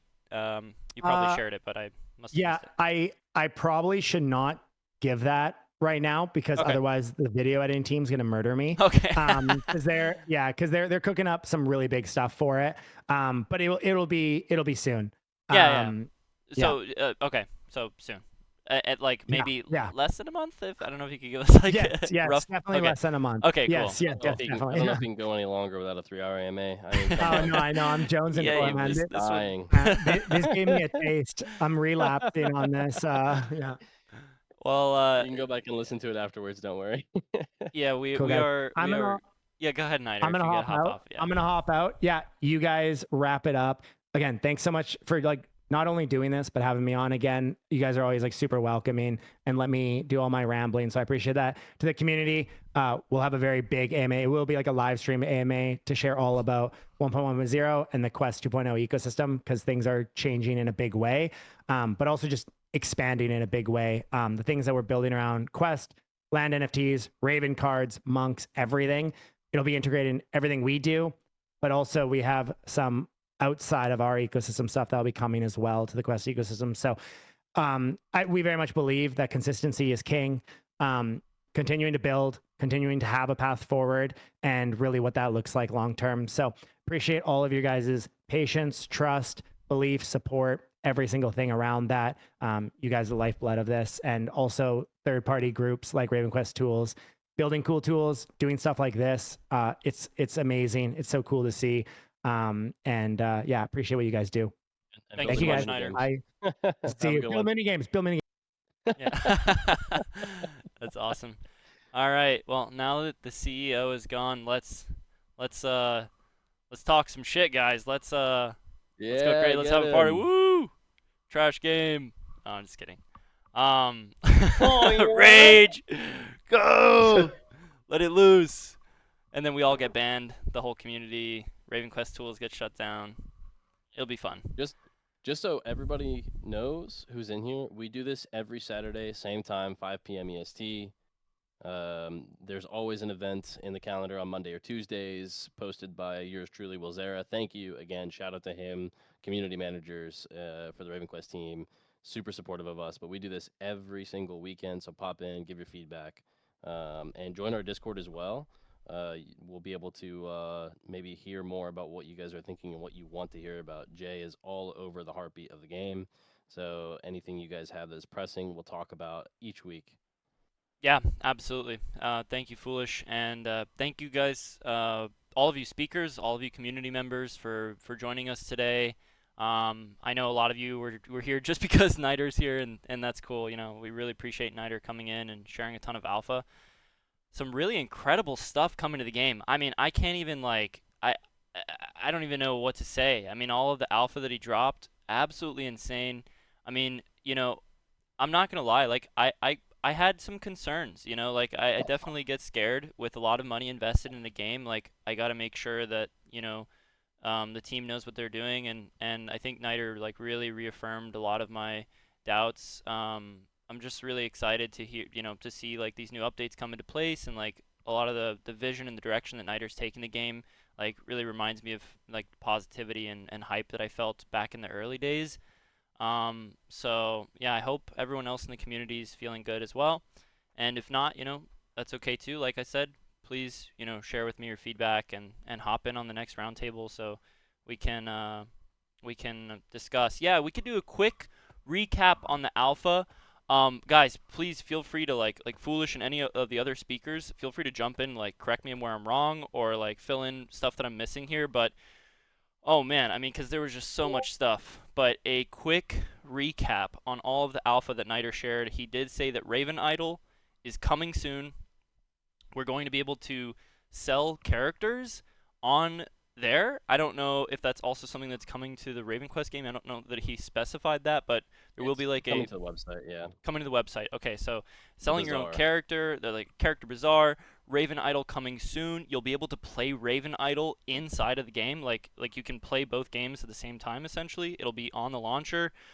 They have Epic Games partnership coming in. Oh, light blue. No, I'm probably gonna botch it, man, but I'm gonna do my best. Epic Games launcher gonna be supporting RavenQuest here, and that's gonna come in line, I believe, with 1.1.0 as like a huge, massive update. We're gonna have expeditions coming in with 1.1.0. That is also going to include the 2 new archetypes, which is the Naturalist and the Ballistics. Naturalist is going to be like a healer, support / like mage, melee type of thing. I think it's going to kind of solve a lot of the issues that we have with healer not being able to do any damage. There's going to be new weapon type called Bracers, I believe. That's like a magic type weapon that's going to pair really well with Naturalist. We have new weapons coming in, like the pistol, blunderbuss. I don't remember the exact names, but those are going to pair really well with archery, as like the ballistics class I think is going to pair really well with archery, which I think is really cool because right now archery is typically paired with melee classes. So I think we'll see some support there for archery. And oh man, what else? I mean, so much stuff. We're going to see improvements to the rewards for higher level players. Niter has acknowledged that the system currently is like a socialist system where like everyone gets rewarded equally, and I think they're trying to, you know, take in the community feedback that we really should be rewarded more for like putting time, money, energy into leveling up and pushing the top levels. I mean, I think any player who's like gotten past legacy level 50 has probably felt the burn a little bit of, you know, putting so much effing silver into our characters and like not really seeing a massive return on that, like no value in kind of doing that. I've seen a lot of talk about that, so hopefully, you know, good changes in that direction, like what Niter said. We have a new cosmetic that's going to go over your health bar that's going to be seen live in game, which is earned through like pushing top of the leaderboard. So that's like a cool flex that you can put on all your peeps. Oh man, I mean, I don't even know if should I keep going? Jyrmz are coming. Yeah, Jyrmz are coming into the gear. I think that's coming with 1.1.0, right? Oh man, we also believe talked so, yeah. about, I mean, this was huge, massive, that he just dropped, like, gear, wagons, and boats are going to have durability that we're now going to have to repair. I wanted to ask questions about this. I'm assuming that gear, wagons, and boats, if they run out of durability, you'll just, like, de-equip. You won't be able to use them anymore until you repair them, I guess. So, like, if you're running trade packs, your wagon runs out of durability, your wagon just pops, boom, you're screwed. So that's pretty cool. Whew. Quick, yeah. basically in-game I quick think swap. I think the durability on the gear and things, it's gonna be the same as food with your MOA. As soon as you run out of food, your MOA just gets slower. So as soon as your durability runs out on the gear, it's just gonna be weaker. But I don't think it's gonna unequip. He Yeah, did likely not. say like it would be punishing to the trade packers. I'm almost like hoping that it just pops and you just lose all your trade packs, but we'll see how it goes. I'm excited to see like how that whole system works. Like if your gear just gets weaker, like you said, or if it just like de-equips, who knows? But hopefully we can get some clarification. Maybe we can ask Niter in the next AMA how that stuff is gonna work. Quest ecosystem definitely. alpha. I don't think so. I mean, I think he just made it pretty transparent that like there's going to be some massive changes coming to the ecosystem, how it works. The player currency is going to be more of a liquidity-based system where you can just like instantly get quest for silver or get silver instantly for quest. So that's coming. Like that's part of the economy. Landowners are going to be seeing more benefit. He teased a little bit that there's going to be benefit for owning more than 5 lands. I think that kind of ties into land rental system.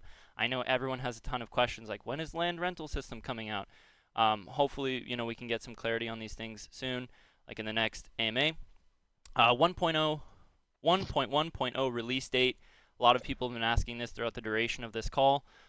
Niter, I think he said in his most recent announcement that it's still like in progress. There's a lot, as you could tell, being implemented, and so he said it should be less than 3 months away, but definitely more than a few weeks, because within the next few weeks we are getting the effective level increase from 75 to 80, as well as the bosses on the Ranger company, or it's like going to be like a little bit different than the Ranger company. There's going to be a new NPC, he said.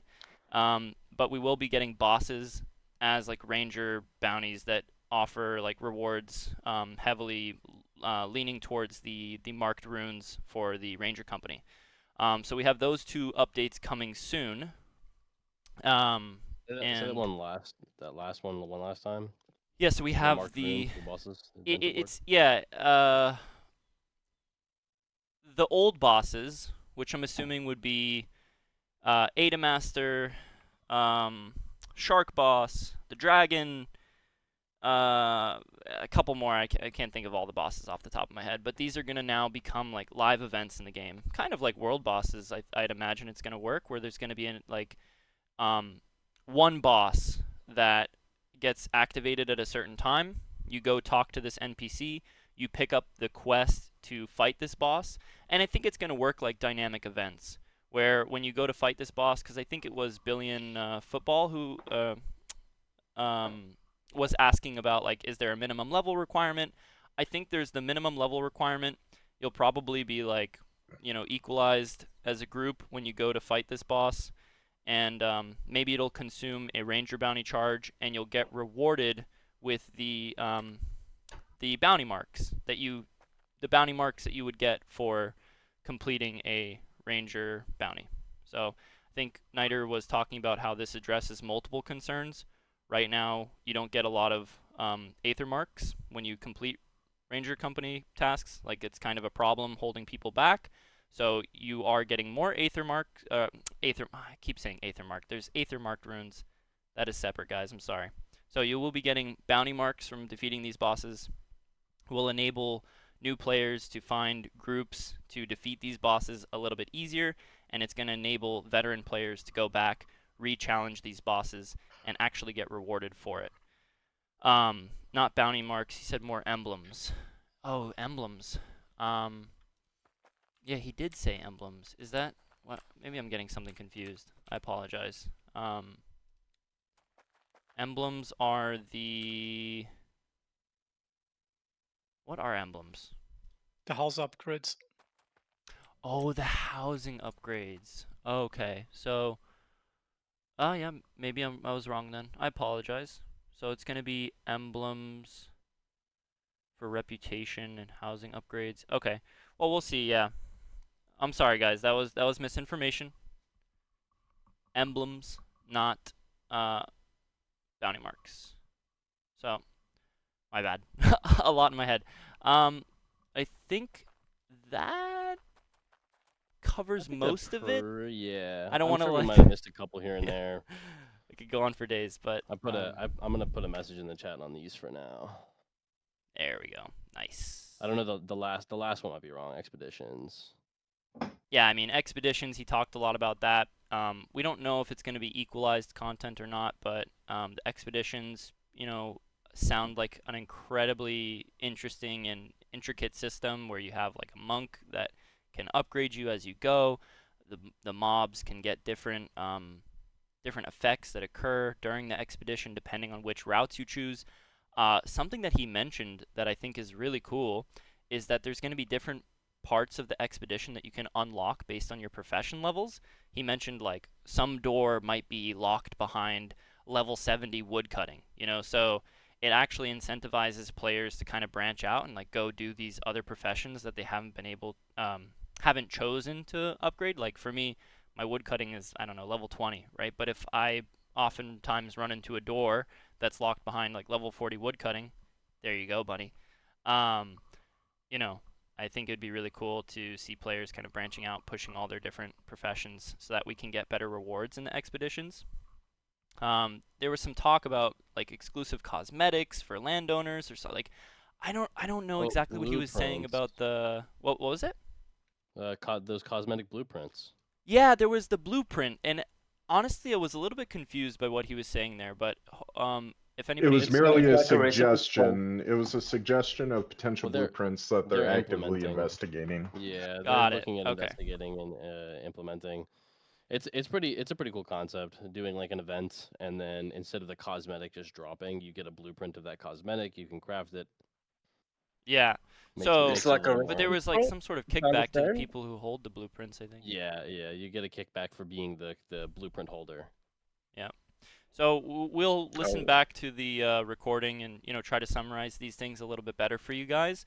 Like I said, this will Yeah. be like I don't know, foolish. We'll probably put a video out, maybe 2 videos out on our YouTube, like one of them summarizing kind of all of the alpha that Niter went through individually. Yep. We'll have another video that is just a recording of this entire call, and then of course I will have the forum post up probably within, I would say, give me 2 days to go through like everything that people have shared. I mean, you guys shared a massive amount of comments and feedback here, as well as the speakers. So I'm going to be preparing a forum post here in the Discord, the RavenQuest Discord. It'll be like roundtable episode 8, feedback from the community. I'm going to take all of the feedback that you guys have shared in the chat, and I'm going to create them as individual like posts, and everyone can go in, upvote, downvote, create new discussion around it. And so, yeah, be on the lookout for these 3 things. We'll be putting some announcements on our Twitter, on our Discord. If you haven't joined our Discord, Foolish, I don't know if you can link our Discord really quick. Definitely go check it out.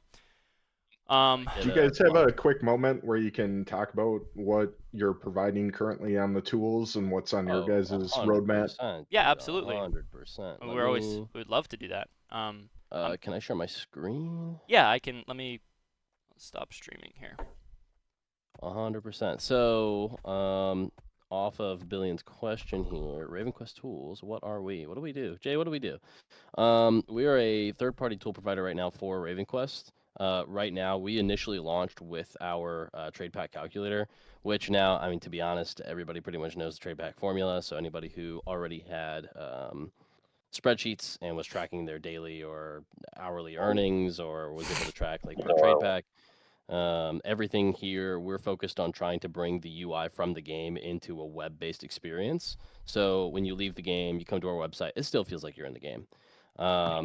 I'll explain the roadmap after we go through kind of the basics of what we currently have. But the trade pack calculator are, I would say, MVP working interactive map, which currently has some nodes across the game, and then we're focusing on including these dynamic events, which there's a lot more coming with the interactive map that was launched, what was it, like 10 days ago? So we're still doing some bug fixes. We just wanted to get it out there and get some feedback from the community. We have our materials databases, which again is basically just a database wiki for everything in the game. And then our community blogs. And we have our mini games from before. We did an event on our Harvest Rush, which is very much like just a mini game of chopping wood in the game. So, but we don't have an official roadmap right now. We had some reformatting and restructuring, but our product lead So is here in the chat. I would say like we could talk more on it, but yeah. Would say rough roadmap would be definitely pushing out guild tools next. So something like a like a light DKP system that you guys can use in replacement of a guild bank, which isn't out yet. Then we want to build out a crafting calculator, and before the crafting calculator, we want to build out the archetype build planner. So that's something I know the community could really use. But as always, if you guys have any feedback, anything you'd want to see come out first, please let us know. Yeah. Can I yeah. make a suggestion? Jump in. Go ahead. Okay, man. so first of all, I just Foolish and Jyrmz, I just wanna thank you for the service. The tools they are great and amazing. They are simple but effective. Okay, so they're actually good. That's the goal. Only compliments. Yeah, thank you. And then the suggestion I want to make is, so okay, here's the idea. Let's say I'm testing out archetypes for the day or for the week. Let's say for the day specifically, I'm testing out different archetypes and builds and things like that. And now afterwards, I want to see what is the difference in attack, defense, and those type of things when I've done playtesting these builds. So I want to know, is it possible for you or for a player to actually, sorry, just the log file you sent, that's like a log. Is it possible for like a program or something to convert this log file into a short summary of this is your attack, this is your archetype, and this is pretty much what you've been doing? I wouldn't know the practicality of how many people would want to turn their in-game logs into like actual statistics. I think, as far as I'm aware, I know that the RavenQuest team might be looking at finding ways to be able to track your player stats a little more effectively. Yeah. I would say when we have the build planner out, if they don't have anything already in place in the game, let's say 30 to 60 days from now, where our build planner is functional, maybe we can find a way to start tracking some light stats from our site, being able to, you can track your damage logs. You see, the reason why I want this is to see which gears and which gear types work with what archetypes. So if there's like a comparison between the two, which one can't figure out, yourself, then that would be great. Something you can automate maybe. So when you use this gear type, then it's better for you to then use this archetype. Are you saying are you saying like a for- way to track your stats through? Sorry, I was answering some questions in the chat, so I might be duplicating a question here, but so it's like you want to be able to see what's better. Like, did I perform better using this, or did I perform better using this? Would you say that like an in-game? It's more of a comparison on the Yeah, go ahead. stats. Sorry. Yeah, it's more about a comparison on the stats Right. than the stats themselves. I feel like, I'll be honest with you, So Nemos, like versus I feel like yeah. it would be much easier like to just have an in-game testing dummy that just kind of like displays your stats, like you're dealing, every like this amount of DPS per minute or per second. Would that like kind of solve your problem? Yeah. Because I feel like actually like, pretty much if we were to perfect. Like on your communities, on your where you have your house, or even at like a monk or something, there's just this random thing where you can select its legacy level or what effective you want that dummy to be, and then you can just hit it or go mad on it to test that actual archetype before you go out. Because I die constantly. They should add the practice monk that you can use as target dummy.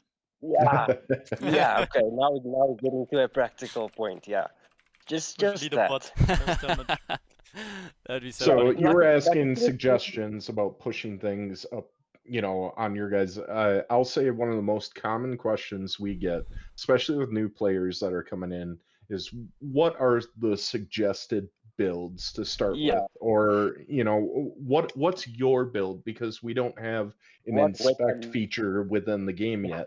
Yeah, So- what yeah, I might do, Billy, in football is like I know how important. Honestly, just speaking candidly, we've been pretty behind on our roadmap. Like I think all of us internally, we were expecting to have the build planner out already, and I'm gonna tell you, like, it's super cool, the idea that we've developed. I actually worked on it a lot myself, like how the build planner would work, how people can share their ideas, share their builds. I don't know if you guys have ever played.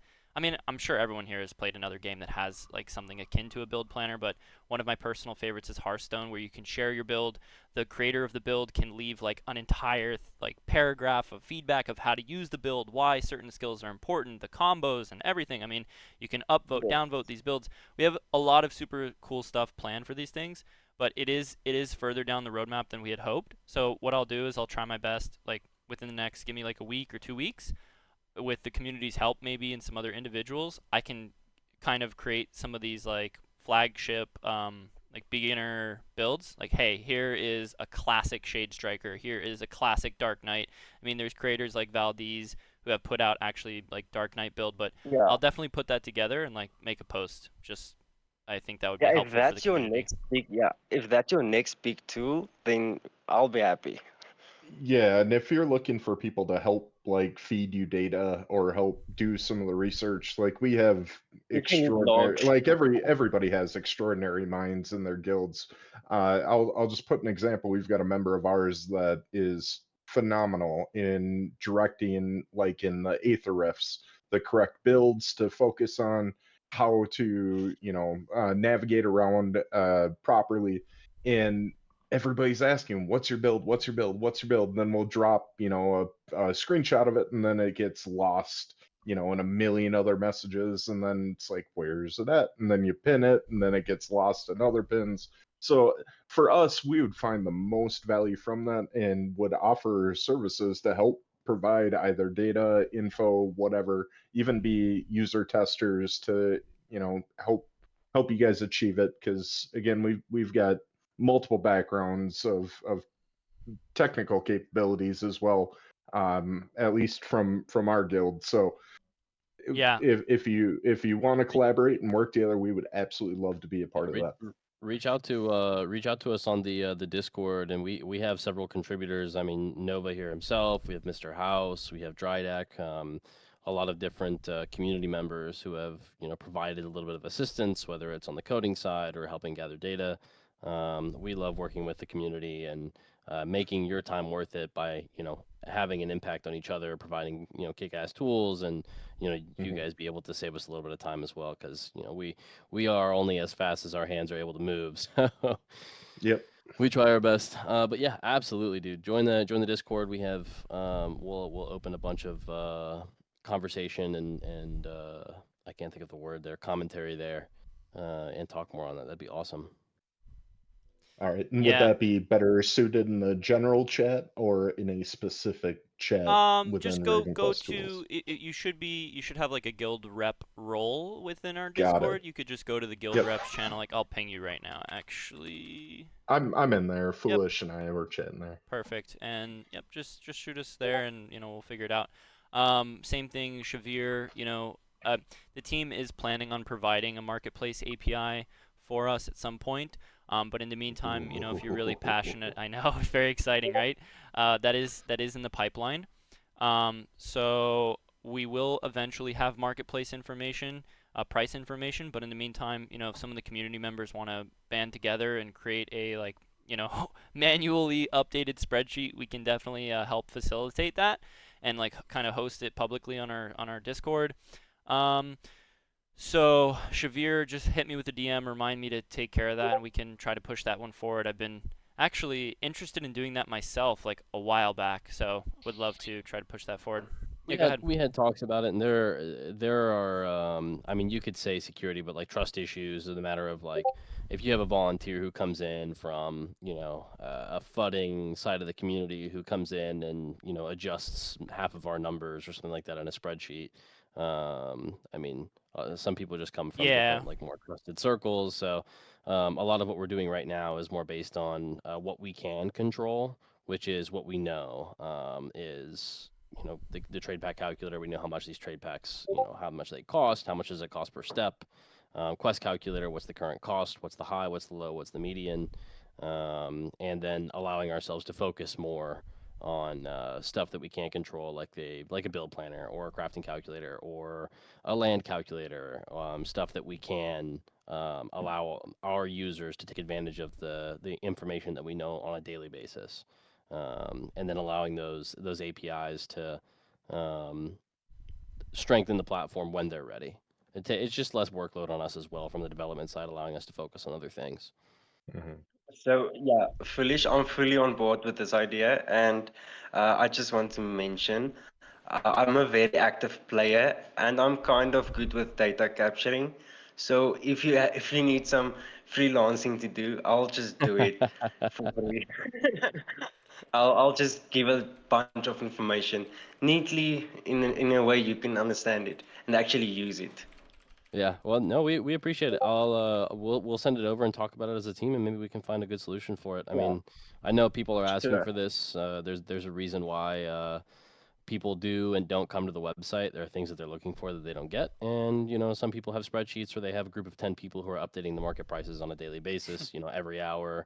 I don't know how they're Yeah. doing this, but you know, Oh, I no. would hate to ask. I would hate to ask for more members of the community to spend their hard-earned time doing that when they could be, you know, enjoying themselves, earning quest, earning silver, and then just using our website for, you know, for the free. Okay. Yeah. So Yep, the that thing with API me is is going to be needed. Yeah, for it's going to sure. be really great. Paid to play, the trade pack calculator should be working. Yeah, you're not logged in, probably paid to play. And guys, I just want to say, if anybody gets sketched out, I know it like asks you to log into Discord.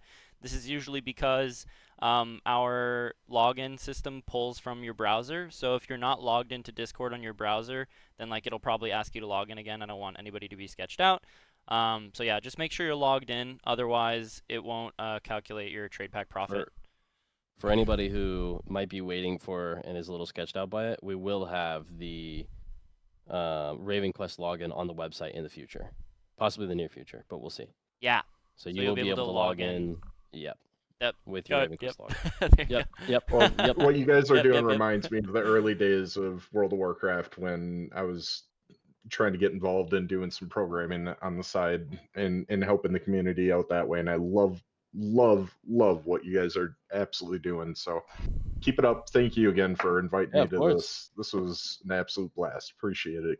Yeah. And you're always welcome back. We'll, for anybody who doesn't know, we announce these every week. Again, Saturday, 5 p.m. EST. Guild representatives, community members, content creators. If you represent your community in some way, shape, or form, your guild, hit us up. We can get you on stage. All right, Nice. guys. I think we got to wrap it up here. Otherwise, I'm sure we this VOD is going to be so fucking long. An hour and a half turned into 2.5 hours. Thank you to all the speakers who have stayed. Thank you guys so much in the audience if you're hanging out and chatting with us. It means more than you guys know.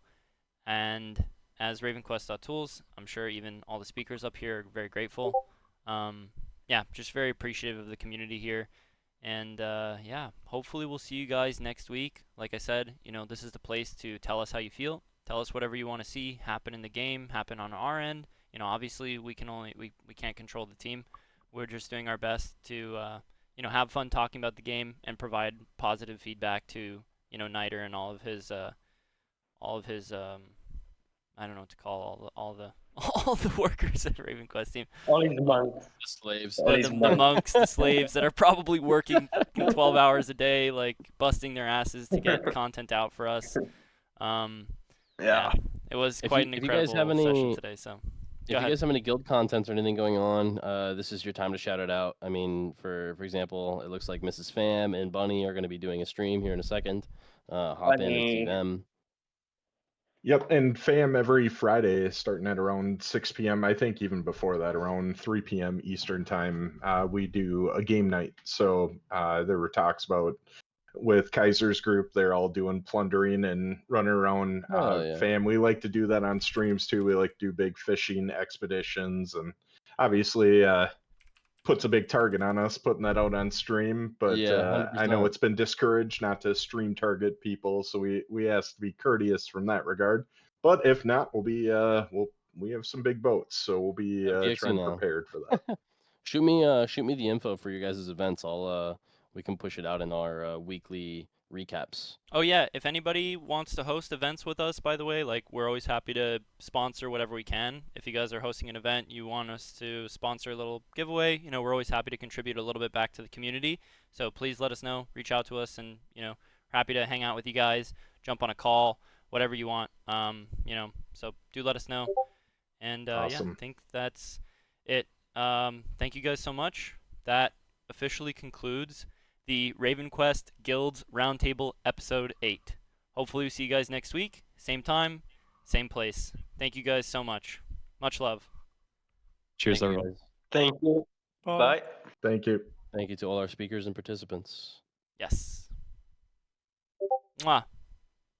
Bye. Thank Bye, you. everybody. Bye. Love you guys.